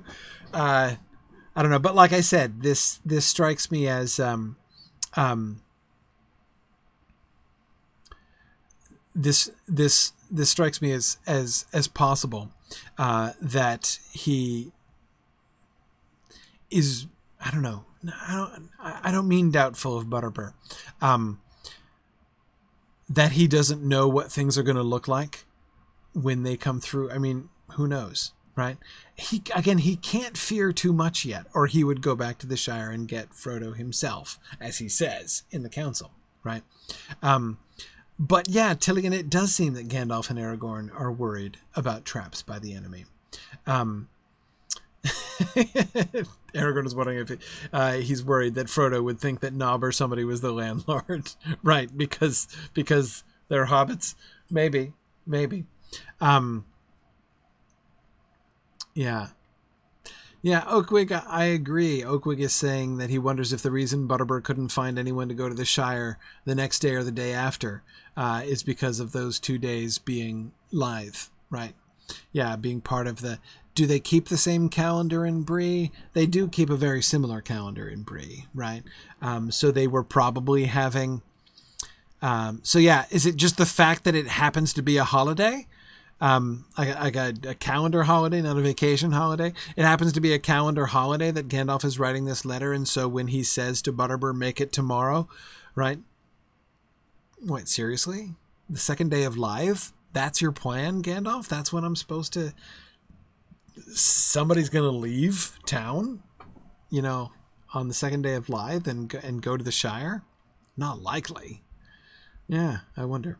That does seem probable. I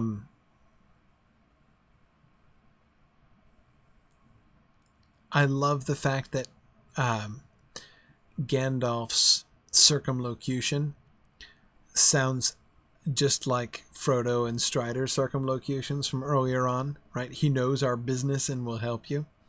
Yeah.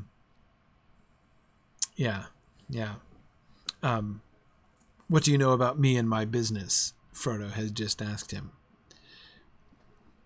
If I do not come, Elrond will advise you. Why does Gandalf say that at the end? I hope we may meet again. There I hope we may meet again. So, there I hope we may meet again. I have to think means that's going to be our rendezvous point, right? Because I don't want you waiting around for me. Don't wait in the Shire. Don't wait at the Prancing Pony. Get your way to Rivendell, right? So I'll look for you in the Shire and I'll look for you in Bree, but assuming I don't catch up with you in any of those places, I'm going to follow you to Rivendell, and I'm hoping that you're going to get there before me, right? So there I hope we may meet again. Doesn't sound... I mean, you can take that, right? I hope we may meet again as sounding pretty ominous, right? Like he knows he's going into dreadful danger, and in the context, there's not much reason for him to think that he's necessarily going into horrible danger. But again, it's not how I read that line. I read that line as, there I hope we may meet again. Again, he's setting the rendezvous point, right? I will meet you in Rivendell. If I do not come, Elrond will advise you. That sentence, though, is a little bit more puzzling. Seaforth Dauntless, I don't think Gandalf is necessarily worried that he might run into the Nazgul on the road. If he'd thought that they were as close as that, again, I don't think he leaves. But, Let's think about this for a second. This is risky because we're jumping ahead, right, to what Gandalf's going to tell us in the Council of Elrond. But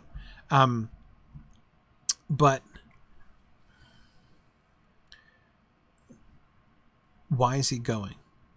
It's true, Amali, that the roads are just dangerous, right? I mean, you never know. But I think there's more to it than that. Why is he going? Why is he going to Isengard, right? He's going to Isengard because Saruman has said, right, that if he has need, he can consult with him in Isengard. And Gandalf says in the Council of Elrond that he thought that possibly Saruman had found something that would help to hold back the Nine. Right? Isn't that his phrasing? Very close to that. We know what's going to happen in Isengard, but forget about that for a second. What does Gandalf think is going to happen to him in Isengard? I think he thinks that he's going to go down to Isengard and that he and Saruman are going to team up and that the two of them are going to oppose the Nazgul. So the Nazgul have come west across the river and they're hunting through the lands. They, Gandalf and Saruman, right? The wizards are going to team together and they're going to, what, try to drive away the Nazgul? That seems totally reasonable, right? I mean, after all, he and Saruman teamed together with an assist, you know, from Galadriel and Elrond, but still they drove Saruman out of Mirkwood, or kind of, sort of, drove him out, right? Thought they drove him out. But anyway, right, it's the kind of thing that they do. The White Wizards getting together, and I'm using White Wizards in the Hobbit sense, right, when we hear that phrase used in chapter 16. 17, sorry. It's the beginning of 17, not the end of 16. The wizards get together and they gang up and they oppose the enemy, right? This also would explain why Gandalf goes. Why does he ride for several weeks in the opposite direction of the Shire at this point? Even if he thinks correctly that it will be months before the Black Riders get here, why would he even take that risk? Answer: because he could do something about it, right? If he goes and gets Frodo and tries to escort Frodo to Rivendell, he might be able to help Frodo either avoid or resist the Nazgul were they to find them, right? But it would be even better if he and Saruman could team up, maybe with others, right? Who knows? Saruman's the head of the council. Who knows what he's got, what he's putting together, right? And it's Radagast who comes to tell him, as if Radagast is gathering up the posse, right? So, okay, so maybe the good guys are all getting together, right? That this is an emergency, right? The Nazgul have crossed the river. The enemy is on the move, right? So we're going to stop it, right? We're going to oppose them. We're going to chase them all the way back. We're going to send them back across the river, right? We're not going to have the Nazgul going hither and thither in the land, right? And that is the best way to safeguard Frodo. All right, Frodo's going to be way safer with Gandalf and Saruman teaming up to resist the Nazgul than he would be if Gandalf were just simply escorting him, right? And no, we never are told exactly who is on the White Council. That's left relatively vague. But anyway, it does sound like going off to fight the Necromancer Part 2. And that's appropriate. That's a good response here. If Saruman were a good guy, it's totally what he should be doing, right? This is exactly what the head of the council should be doing. So anyway, yeah, I mean, I definitely, does he have reason to think that Saruman can do that? Of course they do. Saruman is the head of the council that chased Sauron out of Mirkwood, right? So of course he could do it. Would he do it?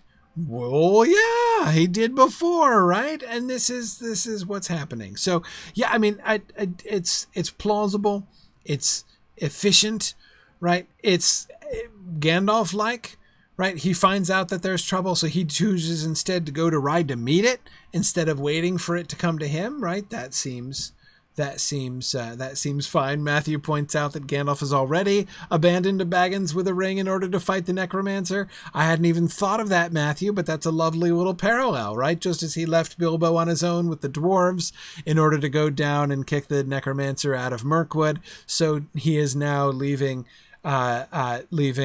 Frodo on his own with his companions and hopefully Strider in order to go and resist the approach, right? The incursion of the Nazgul.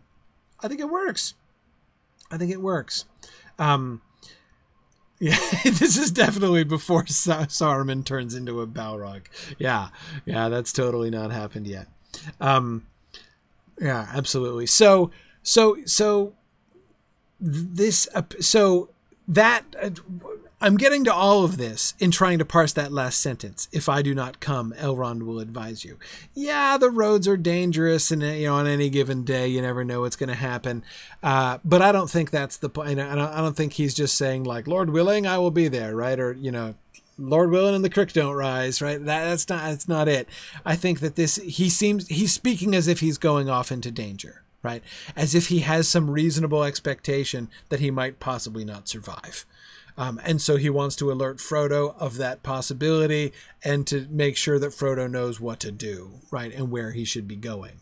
And his answer is Elrond will back me up, right? He will be my backup advisor if I don't make it, right? Yeah. Oh, sorry. Yeah. Apologies. So the reference to Saruman turning into a Balrog, that's a Treason of Isengard reference in the Mythgard Academy class. In the manuscript, one of the manuscripts of the Balrog scene at the beginning there, Tolkien toyed with the idea of having it turn out to really be Saruman. So yeah, that's a sort of a joke from that rather shocking suggestion that Tolkien made when he was brainstorming there. Yeah, so O'Malley, I agree. Gandalf sensed that Gandalf, was in danger. That's very much what I read in that last sentence. And that's why I'm thinking he is thinking he's doing something risky, right? That he's about, and what do I think he's doing? I think that he sees himself as, I'm going to go and form the frontline defense against the Nazgul, right? We're going to go stand up to him, and we're going to drive them back, and there's a non-zero chance we might get our butts kicked, right? So, Frodo, listen to Elrond if I don't make it, right? Yeah, good. Let's see. Do we think that Gandalf is planning a stop in Rivendell? No, he's not. How much does Elrond know? How much has Elrond been told? Has he written any letters to Elrond? Has he kept Elrond posted? No, I don't know that he has at all. How much does Elrond already know about the ring? How much is Gandalf has had years. Remember, it's been 17 years since Bilbo went away. During that time, I cannot imagine that Gandalf has not had some frank discussions with Elrond about his doubts and fears about the ring.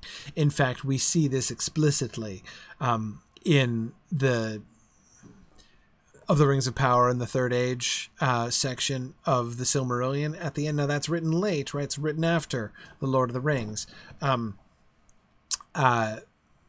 it isn't evidence that predates this stuff, right? But nevertheless, it certainly does show that Gandalf and Elrond have that kind of relationship, right? So I see every reason to think he has been open with Elrond about his own doubts and fears. Yeah. Okay.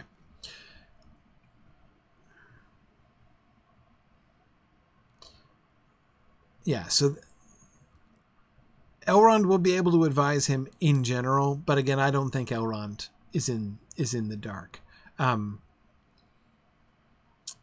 Yeah. Now, Tim, you're right that in the Council of Elrond, Gandalf reveals, the story of, the ring's subsequent history and stuff. But I don't think there's any reason to think that Elrond himself is hearing that for the first time at the council. We'll get there. By Christmas? Maybe by Christmas. We'll see. I don't know. I'm going to be doing a lot of traveling in the fall this year, it looks like. So who knows? Yeah, Rendell, it is interesting to think of, right? To imagine if Elrond knew nothing about it at all, right? And this strange hobbit shows up and he's like, yeah, so Gandalf says this is Sauron's Ring of Power. What do I do? Right? That would be an interesting kind of situation, right? I think Elrond is wise enough to handle it, even if it were to fall out like that. But I don't see much reason to think it's going to fall out like that. Okay. So I'm going to stop there. Now, we're not done with the letter. We still have all the postscripts, but the postscripts include poetry. So I'm not even going to try, right? I want to make sure to have plenty of time to talk about the All That Is Gold Does Not Glitter poem. So I'm going to save this for next time. So we will start with Gandalf's postscripts in class next time. And again, I think the postscripts are also very revealing about Gandalf's kind of frame of mind as he's writing the letter there. So okay, so we'll get to the postscripts next. Yes, next week. So next week I should be here. I am leaving for England soon afterwards, but I will be able to be here next Tuesday night. Yeah, very good. Okay, so I will see you guys next week. So thank you guys. Oh, it's field trip time. So let's get ready for our field trip here. I'm going to say good night to the folks on Twitter. Thanks for joining us here this evening. And feel free to switch over and join us on Twitch, twitch.tv/SignumU for our field trip in Lotro as we continue to explore the landscape of the game and thinking about its adaptation and connection with Tolkien's story. We're up in Angmar tonight, thinking about the Angmar story. So, oh yeah, and Matt, I did see the dates on holiday as vacation. Thank you. Yeah, mid-19th century, right? Crazy. But anyway, okay. So I'm going to say bye to the Twitter folks. Thanks, everybody. Let's see. Come on, we're gonna. All right. Good evening, everyone. Good evening. So the final verdict was 19th century for holiday. Yeah. It looks like first used as vacation in mid 19th century apparently. Thanks. The one plan I was looking at was very vague. It said the meaning started to separate 16th century, but I don't know what that fully meant. Well, so. That meaning as like the more secular concept of holiday, like when holidays cease to really mean a holy day. The holy day, which calendar, which was quite a long time, if I right, if memory serves. We didn't really have national holidays for quite a while. Right, exactly. But the concept of like the idea that to go on holiday means to go on vacation is. And that would make sense with the 19th century because that's when time off from school no longer meant you just had to work in a different way out in the fields. Right. Yes, exactly. Or chop wood to keep the fire from going out. It actually was leisure at that point. So. Yeah. Okay, yeah. So, JJ, you're right. Holiday and spooks are our two modern word usages from today. Spike and spookin'. Yeah, there we go. All right. Okay, so... let's get out to horseback because we have to take a slow horse because we're going back to Alkhair. I always hear it as O'Hare, like O'Hare Airport. Right. Yeah, exactly. A lot of times it sounds like that. I think that the GH, that's supposed to be the sound, isn't it? Is it the H or is it the L bit? I don't know. I think it's... Well, I mean, you could say O'Hare, but that's really hard to say. You still need to know what your tongue's doing, though. Is it against the teeth? Is it against the roof of your mouth? What's it doing? Neither, really. I mean, because like your tongue isn't really like the tip of your tongue isn't really involved in saying, right? It is in the Welsh. It is in the Welsh one. Yeah. But yes, it is. How do you do that? You make it like you're going to do the letter L and then make the sound. So instead of the middle of your tongue, like the double L in Welsh, right? Yeah, the double L. Yeah, but that's more a way of terminating that consonantal sound, really, right? That's true. But one is using the tip of the tongue and the other is using the middle of the tongue. Right. I think far too much about this kind of stuff. I don't know. Well, that double L sound, but that's really... My point, though, is that that's really two consonantal sounds rather than a different one, right? It's the... So this one's more... So is it more of a glottal stop, then, or is it supposed to be a definite consonant? Well, not really a glottal stop, though, either. I mean, Not the GH... If we're pronouncing it consistently, right? The GH should be like the GH in Hosh, right? Maybe it's supposed to be the GH like in tough. No. Well. No. Oh, fair. Oh, fair. I can't believe that. It's not in the realm of impossibility. Yeah. No. I broke you for a minute. Yeah. No, I don't think so. I mean, or at least not according to the pronunciation, to Tolkien's pronunciation charts. Yeah, that's fair. Yeah. Yeah. But right, there's no two ways about it. Yeah. This town, the name of this village is one of the most challenging to pronounce and most, this is like the one place in Lotro that you talk to two Lotro people and they're guaranteed to pronounce it differently. Certainly it's more challenging than Farokal. Yes. Yes. Tunanununundir. Yeah. It all depends on how far away I'm sitting from the screen. That's where it usually comes into that. Right. It's like reading a Dostoevsky novel. Nah, I'm just gonna blip over that. What, the names? Yeah, the names. Yeah. Because I was reading Crime and Punishment actually, and at some point I was reading the preface, and it told me that every name I'd been pronouncing had been pronounced wrong, and I'm just sitting there going, and I've stopped caring, and no one has names now. Yeah. Which is a big deal for me. Yeah.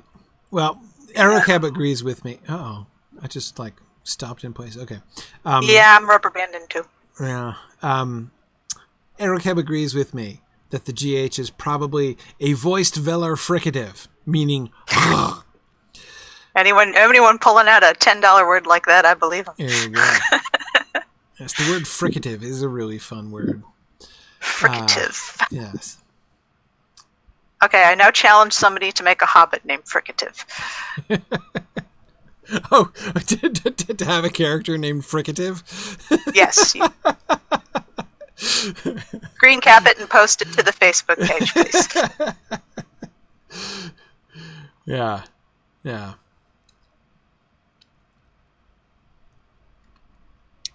So we didn't get a really chance to look around last time, but then I think we wrote up here last time we determined, it's just rocks.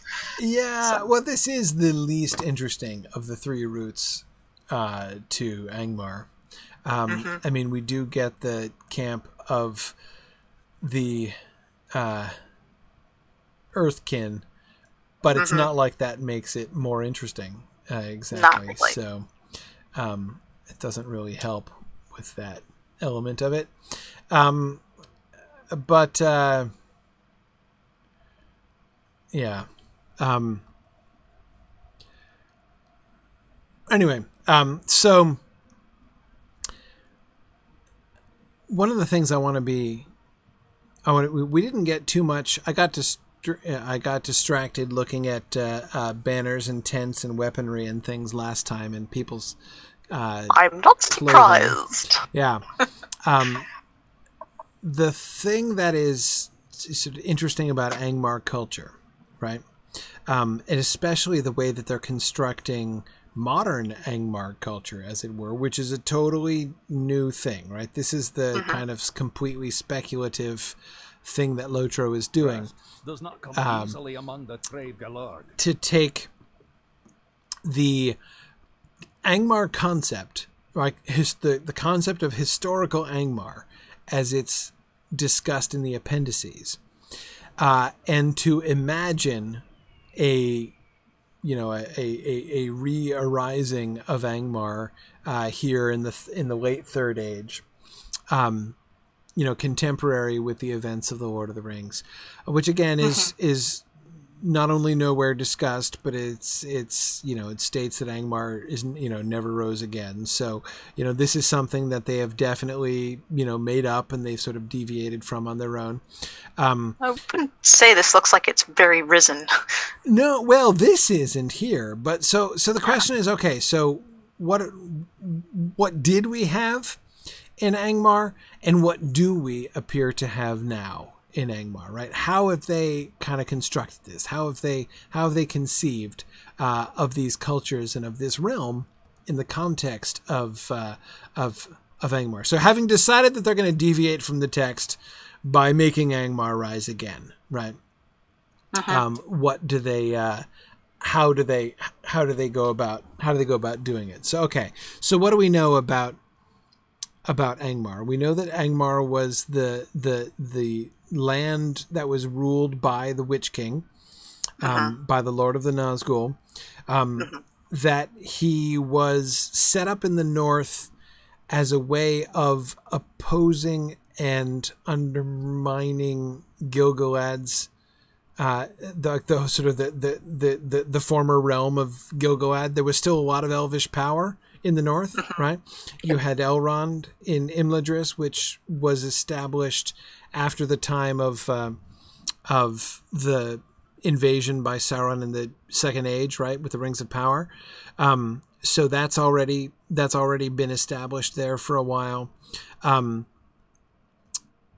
He's giving them another front to sort of fight on, and to oppose these people in the north. Now, who are the people of Angmar? We know that there were these hillman cultures, right?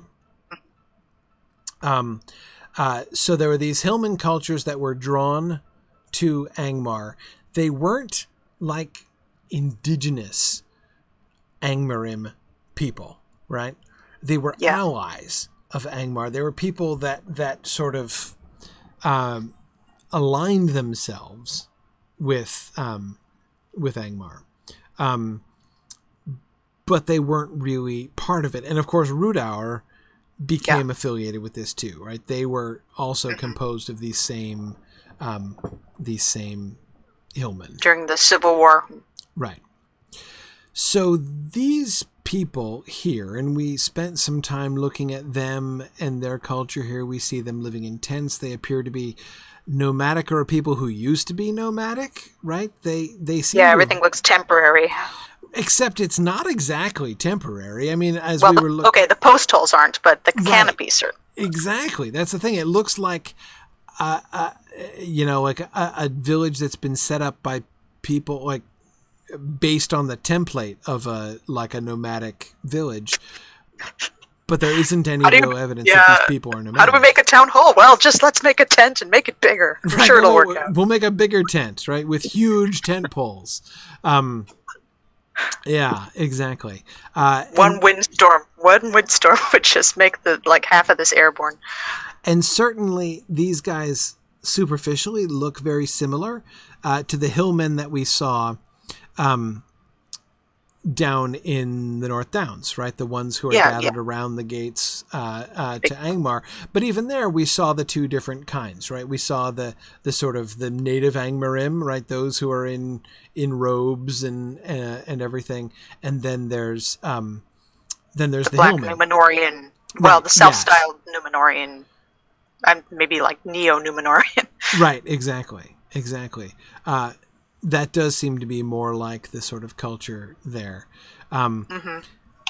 This guy, does he have pretensions to be anything other than just a tribal chief? I don't think so, right? This is a guy... No. He's... very Bronze Age kind of looking thing. Yeah. Yeah, he's got a really nice beard. Yeah, this guy's got a good beard. On that. And is that his hair? That's a crest on his helmet, right? Yeah, it's a crest on his helmet. From definitely the made front, some sort of hair. It really looks like. I mean, it matches his beard so well. It looks like he's got an eye patch too. He's like Woden here. Yeah, he is. This guy. I really like Krenog, but it's that. The way that he has accessorized his like hairy crest, it really looks like a hairdo. He looks like he looks like a Centauran from Babylon 5 instead of like he's wearing a helmet. Yeah. But, I guess I've been to the British Museum and seen helmets like this, so I guess I just recognized it. Yeah, no, exactly. I mean, it's clearly a helmet. It's just. I mean, do you think he chose it because it matched? It's... Do we see any other helmets like this around here? Is he the only one who has a helmet like this? I haven't seen anyone else with helmets like that. In fact, helmets were a thing that I haven't seen much of anybody else wearing. So he's the only one who gets a hat? I think so. Okay. That does say something about them already. Yeah, I think the other guys were all bareheaded. All the other. Well, it matches his belt and his epaulets or whatever. Right. Yes. Yeah. Over here, though, it's clearly made out of the same metal. It's a set. Mm-hmm. Whether he came by it through conquest or whether he made it is another question, or whether it was made here. I mean. Yeah. And he's also got those little gold dealies on the leather straps that match the banners. Yes, and those are very common. Of course, they're done in silver on the, at the shoulders of the ladies' dresses that we were looking at. You think that's currency? It'd be a neat, easy way to transport your worth with you. Possibly. That's an interesting idea. Maybe even these little danglies down off his belt, right, could be similar. Could actually be money. The more you have, the more important you are. Right. Yeah, whether it's actual currency or just signs of status, yeah. Mm-hmm. Yeah. Okay. It also might explain why there's a lot of them on these banners, like maybe some of them are a token from enemy tribes. Right. The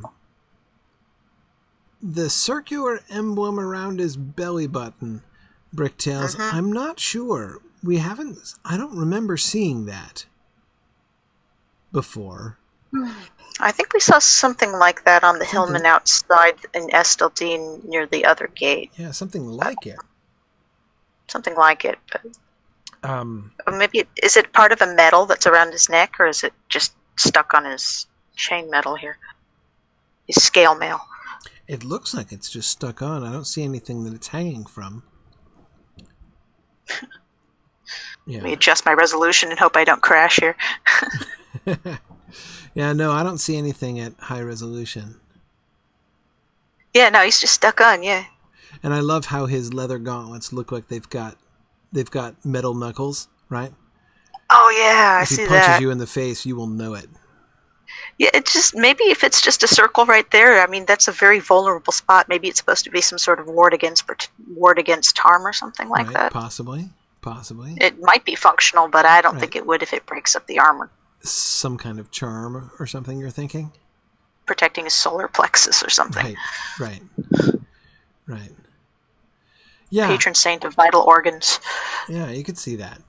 So, okay, so what do we see here? So what is this culture and how does it fit? Well, we have this culture which certainly seems related to the Hillmen. So historically, it's been a long time, right? It's been a long time since the breakup of Angmar.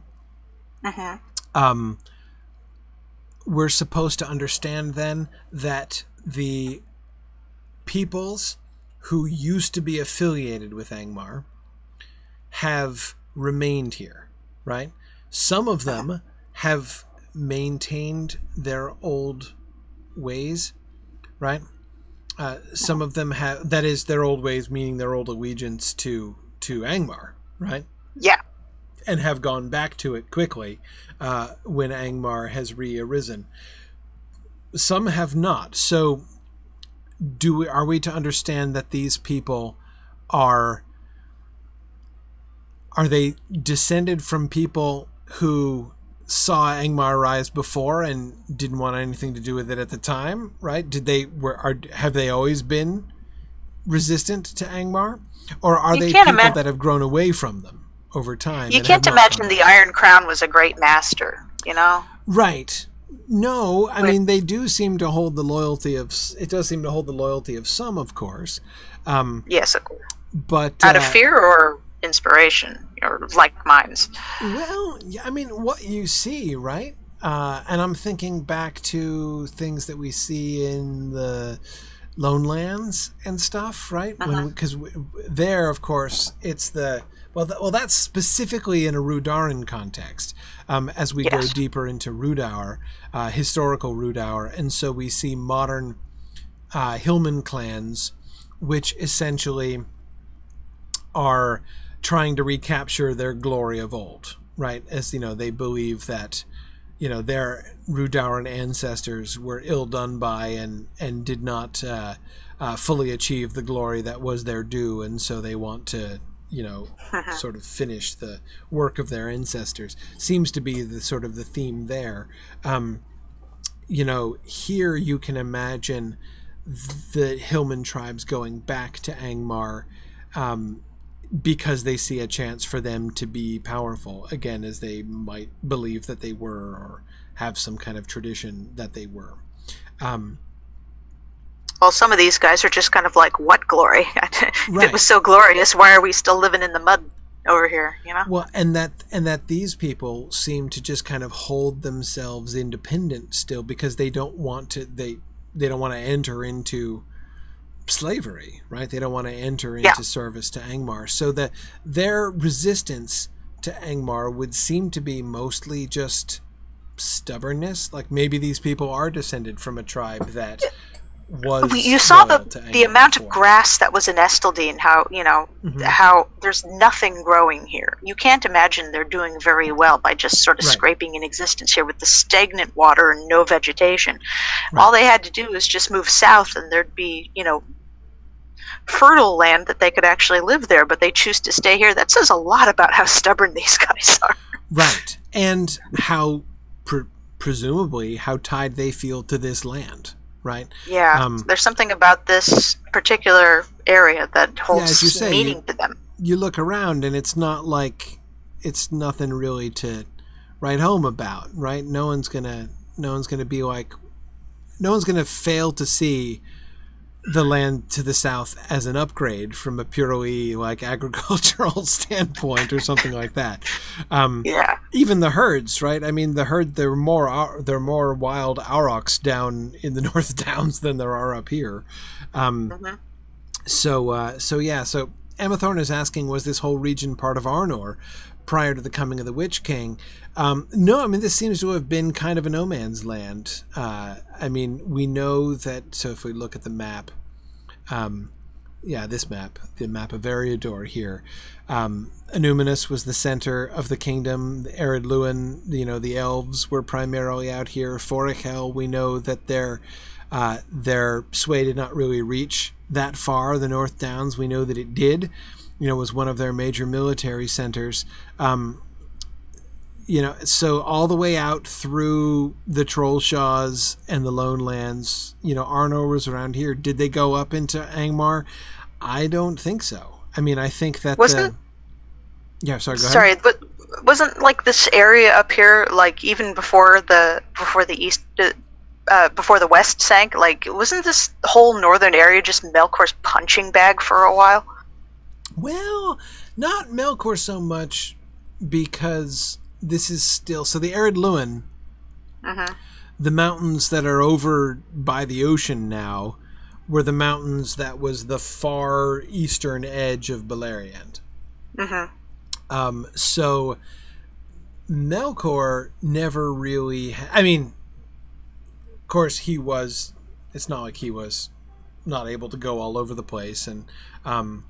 And yes, as Tillian is reminding us, the Silmarillion mentions Melkor taking a particular hand in raising the Misty Mountains as sort of an obstacle to try to, annoy Orome. But, we know he was all over the place, but we don't have really any stories of Melkor directly interacting with folks on this side of the mountains, other than, like the men that came over, like the Easterlings and stuff. It was just a vague notion of the north, and this is as north as this map gets. So. Right, exactly. But yeah, this is pretty far south. We know this is the.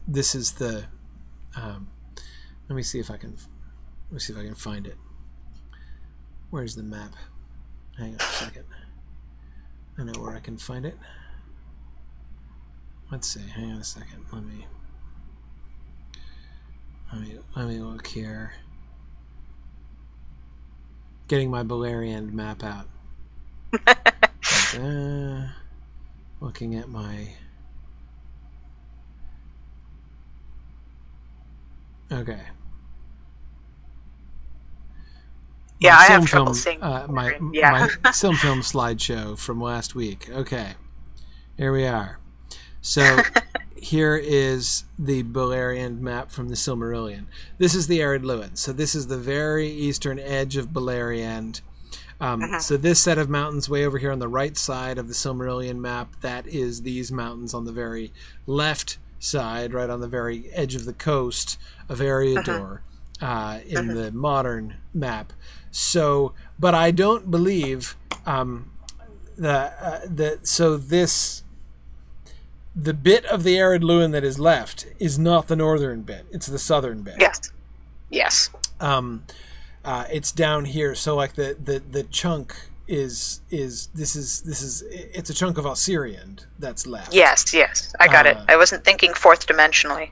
Right, exactly. So, yeah, Angband and the north, like when we think about the north in the Silmarillion context, it's all way north of what I think too much left to right, and I don't think so much north to south so much. You really gotta have the two maps right next to each other to see it. Yeah. So was this area always blighted then, you think? Or was this something that the Witch King did to it? I gotta think, well, the fact that Lothar has depicted it as blighted is, of course, itself an interesting thing, right? Yes. And I think perfectly plausible. That seems to me a very sensible kind of interpretation for them to do, as that's a pretty standard thing in Tolkien's work, right? That, whenever any place that you have that is the stronghold of evil like that it blights the land about it. We see this, of course, in the desolation of Smaug. We see this even more forcibly, obviously, in the environs of Mordor. We see it in the corruption of Mirkwood. And Saruman's infliction on Isengard as well. Yes, exactly. We see him even, in Saruman, though, it seems like it's even more pathetic than that. Like, him cutting down all the trees. It's like he's trying to create a desolation. Like, he's not even, established enough. As always, he's aping things without really understanding. Exactly. He is, insufficiently evil even to make a proper desolation about himself, but he's fronting. He's he's making a faux desolation around Isengard in order to he tries so hard. It really kind of seems like it. He's such a fanboy. Yeah, exactly. Which is and I never thought I would say that ever. Yeah. But anyway, yeah. So I gotta think that these groups here, we are seeing. I think that we are imagining here in the Lotro world. What does it look a millennium on?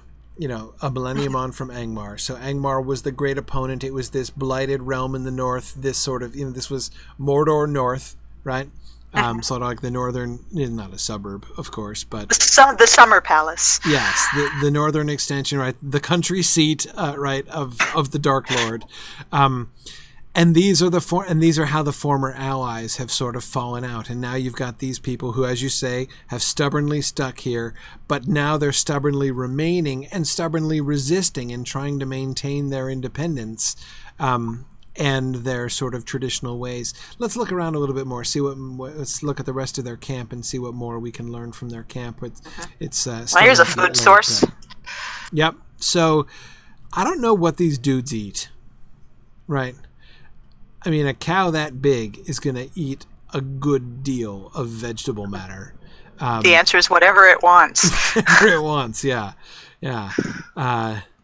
But hang on, wait. We've got vegetable matter here. There's some shrubs. We've got shrubberies. So yeah. There we go.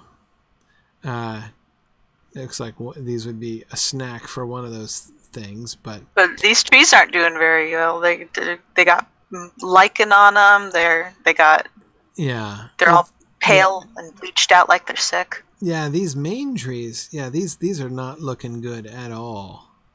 Oh, there's reeds and cattails and stuff. Yeah, exactly. We've got reeds. Scrub. Oh, see, here's one grazing in the scrub right here. Oh, right down there. Right there we are. Yeah, right down here. Yeah. Yep, they're grazing. So this looks like edible grass, right? So it's not completely rocky, right? Yeah. But yeah, it's still pretty sad. You're not getting much of a crop out of this. And the trees, this is obviously a very old tree. It's goop in it. With what? It's got green goop in it. Yeah, what is up with that? That looks like an eyeball. I now can only see like an eye and a gaping mouth underneath it. This tree is freaking me out. But yeah, it looks seriously unhappy, this tree. Oh, the branches are moving around. Yes. Check that out. This is a sad tree. Yeah, the way the branches are moving reminds me of Old Man Willow and the ripples going out from Old Man Willow in the Old Forest. It's a bit uncanny. Yeah. I don't think I noticed this before, and now I'm creeped out. Me neither. Is the suggestion that this tree is... Okay. Yeah, we got the goop over here, too, again. Did someone try to stick an Entwife in here? It seems actively diseased, this tree. Yeah. Is this tree conscious? Is it moving around? Well, none of the other trees are doing that. Yeah.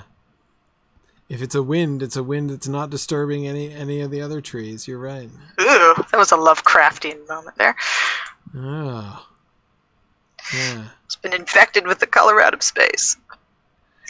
Wow, yeah. O'Malley says that I am so not taking a nap near that tree. No. Yeah, absolutely.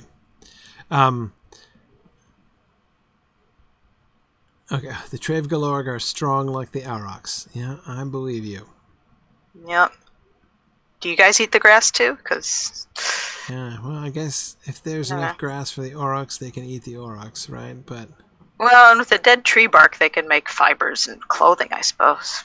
They don't use skins. Yeah, I wouldn't want to wear clothing made from that tree either, but... Well, that's what the Powhatans did. Yeah.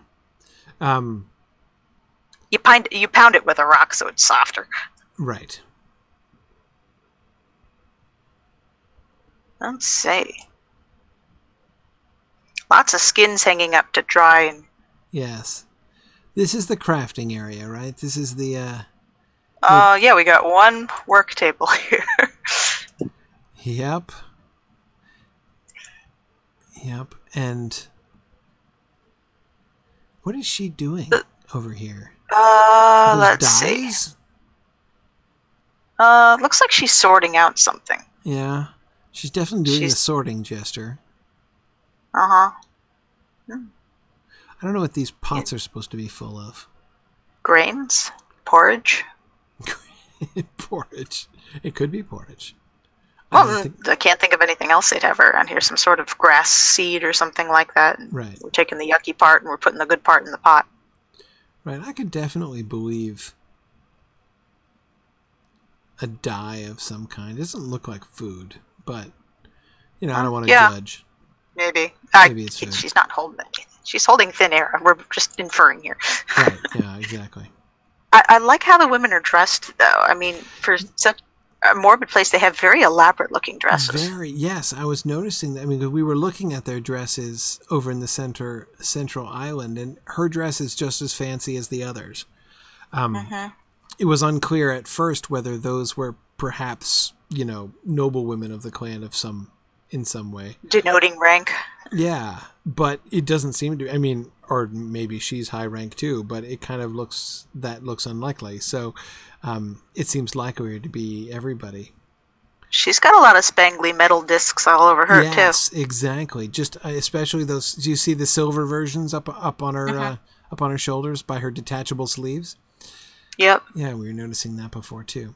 Notice that this is not carved out, right? This is a natural opening in the rocks here. None of this has been worked. I don't see any evidence of stonework. Nope. Though, again, presumably they've been here for a while. Like I said, this looks like the moat here. It's like the moat dried up and they're living in what's left of it. Right. Maybe. Yeah. Oh, the moat to that big old thing up there. Right. Yeah, to the big fortress up there. Yeah. Oh, and pigs. More food. We've got pigs. Another food source.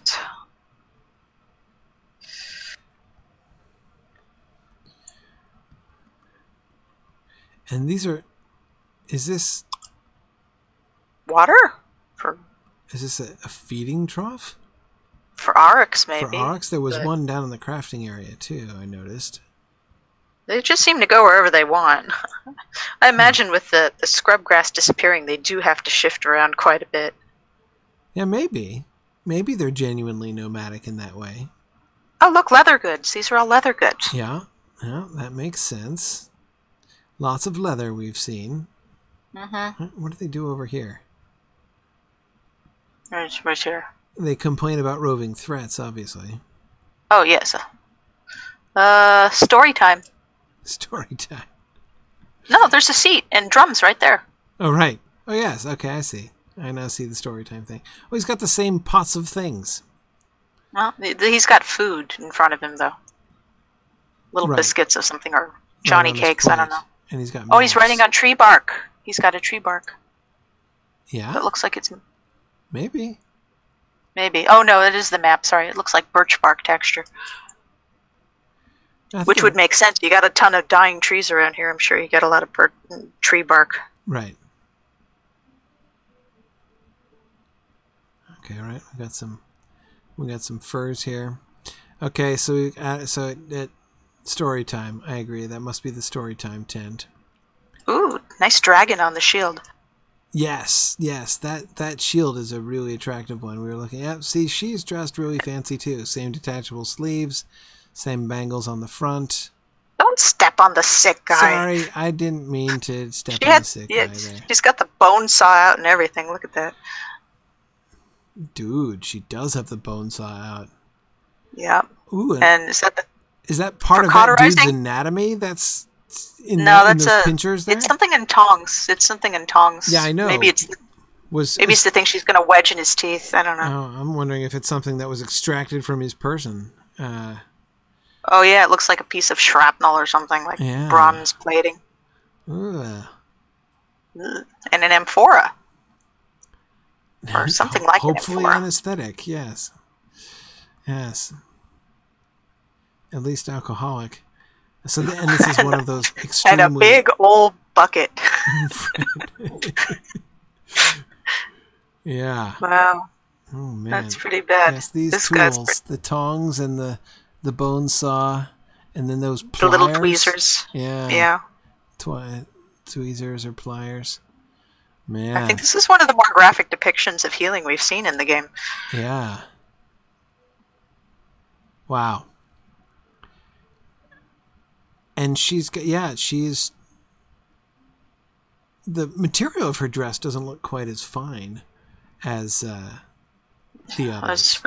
She got spangly bangles, but she's got the same spangly She does bangles. have the same, and the face paint, or what looks like it could be henna or something in the designs of her face. It's white. It's probably mud based, like chalk. Like if there's chalk mud around here. Right, there's that too, but sorry, I'm not seeing the other one. I can't get in the right angle here. Yeah, no, her face is hard to see the way she's looking down, but her dress looks the same as the woman in the other tents, though. Yes, it does. It does. And I'm assuming last week you guys went over the Triskel in the banner. Wait, which one? The Triskel, the little three-legged symbol here on the banner. Oh yes, yes. Yeah. Okay. So I'll say no more about that then. Yeah, we were looking at the banners there. Is this face paint or is she bloodied up? This one just looks like she's got some wounds on her. The one straight in front here? The green one with the tattered dress out in front. She's holding a log like she's trying to menace me. Here we are. This one. This is a warrior woman right here. Oh yeah, she's beat up. She's beat up and her dress is all patched up and torn. Yes. Yes. Do not mess with her. Yeah, no, she's been active. And victorious, it would seem. But she's missing a lot of her bangles. She is. She doesn't have... Yeah. Were they stolen and taken as trophies? But she's even got some of the... and she's got patches on her dress and stuff.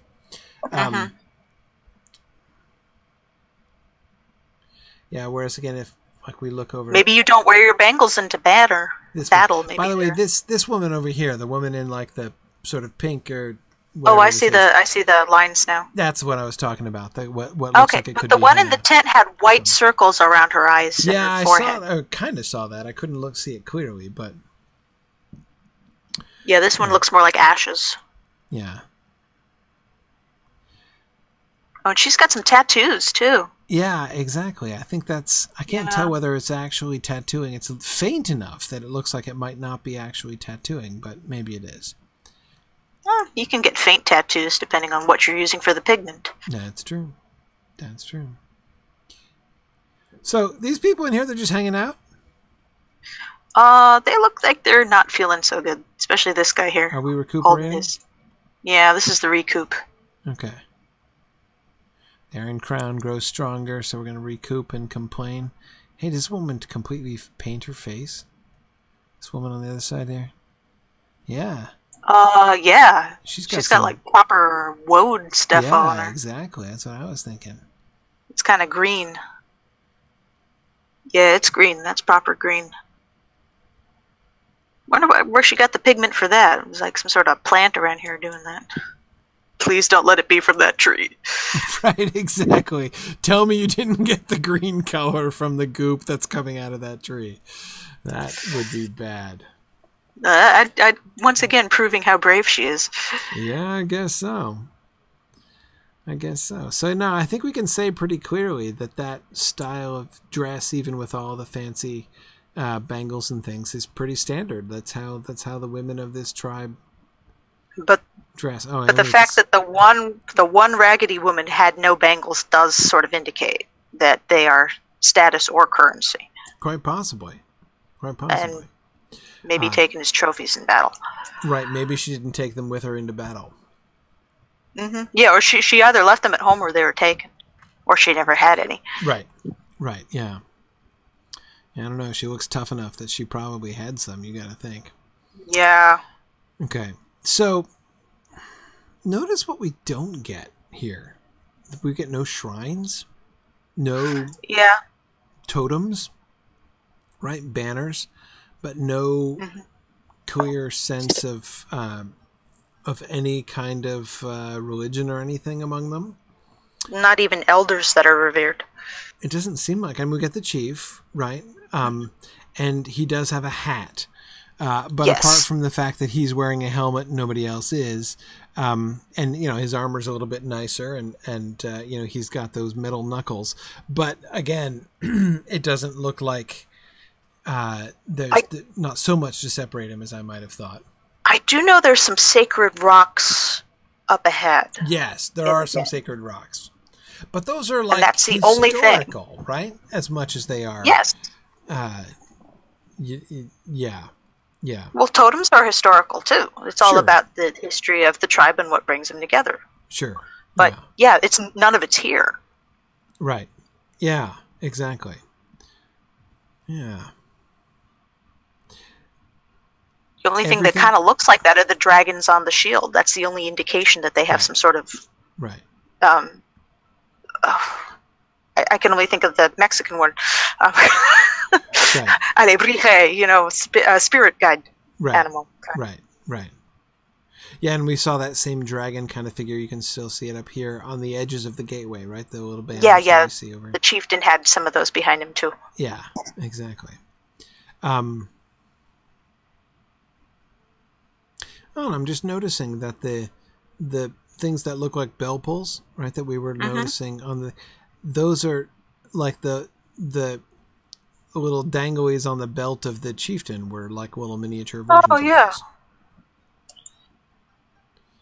This remind me a bit of some temple stuff you see in Japanese Shinto decoration. Right. Yeah, they do. Yeah. So we get another gateway. These gateways are interesting. We see several of these right at the end. They seem completely non-functional. Well, which indicates that these are the totems right here. Conceivably, yeah. I mean, why would you build a gate like this? Like a torii gateway in Japan, once again. Right. It's to symbolize a gateway between this world and the next. Or here it seems to be between their people and like their land and the land that is not their land. Safety and certain death. Right. Right. As many an underlevel PC has discovered in this area, yes. Yeah. Guilty. Yeah. Now, there was also one in the middle. It's not just a boundary thing, that gateway. Because we did see one in the middle, but there it was at the boundary of the part of the island, to the part of the island where Krenog was. Right? Yeah. I mean, it does mark the town Amathorn, but that's the thing, right? Like, I don't know. I find it a kind of a strange marking. And when I say it's non-functional, of course, I mean it's not put there for defense or anything. It's not a gateway. There's no actual gate there. It's like if there was walls, it would be some sort of doorway, support, but there's nothing to support. Yeah, see, here's the other one that I was thinking of. And it marks the entrance to the part of the village where the chief is.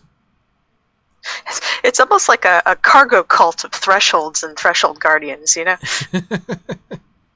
We don't know what they're for, but we know when people pass under them, things happen. Right. Yeah, that's interesting. But see, I don't get the impression that these people move around. I think they're settled here. I think this is even the apparent antiquity of these arches, right? Yeah. These. I mean, this is old wood. Yes, this is old freaking wood. And I can't believe that they uproot this and take it with them elsewhere. It's almost like that sort of trailer culture, the whole, we're not going to be in this trailer forever, so don't get comfortable. We're not going to be in here forever. That's what Grandma said, and we're still living in the trailer. Right. Yeah. No, I mean, it's whether it used to be a nomadic culture and isn't any longer, but still retain, the cultural groupings of that. Or whether there's some other principle involved. Like we can't go until blah happens. Right, that kind of thing. Now, we don't get any indicator of that. And we just know that they refuse to give in to Angmar. But maybe that was the until. Yeah, maybe. So the last vestige of the Iron Crown is driven out. Yeah. And then we'll have walls again. Right, well, right. Which, that's ironic, isn't it? As soon as the enemy is vanquished, then we'll build walls. But anyway, so we'll go out and we'll see some other encampments of the other tribes, which are like these, but clearly the enemies of these. These are the Trave Duverdine that they were just talking about as he walked through. So we'll look out through the rest of Angmar next time. We'll still be sticking here in the western part of Angmar, through the Fasachlaran and up through here. So we'll see how far we can get exploring around this part of Angmar and try to get the sense of the sort of the geopolitical lay of the land here in Angmar as they've depicted it. But these people are an important sort of base here.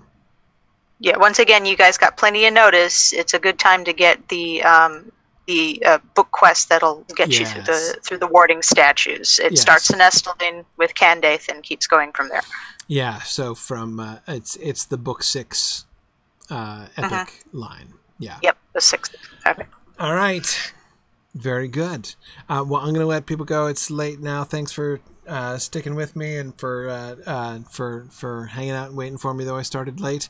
I will see you guys next week. All right. Bye, everybody. Bye.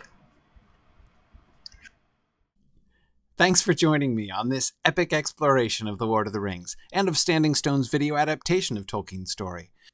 If you are having even half the fun I'm having on this journey, I hope you will consider supporting the project by donating at signumuniversity.org/fund.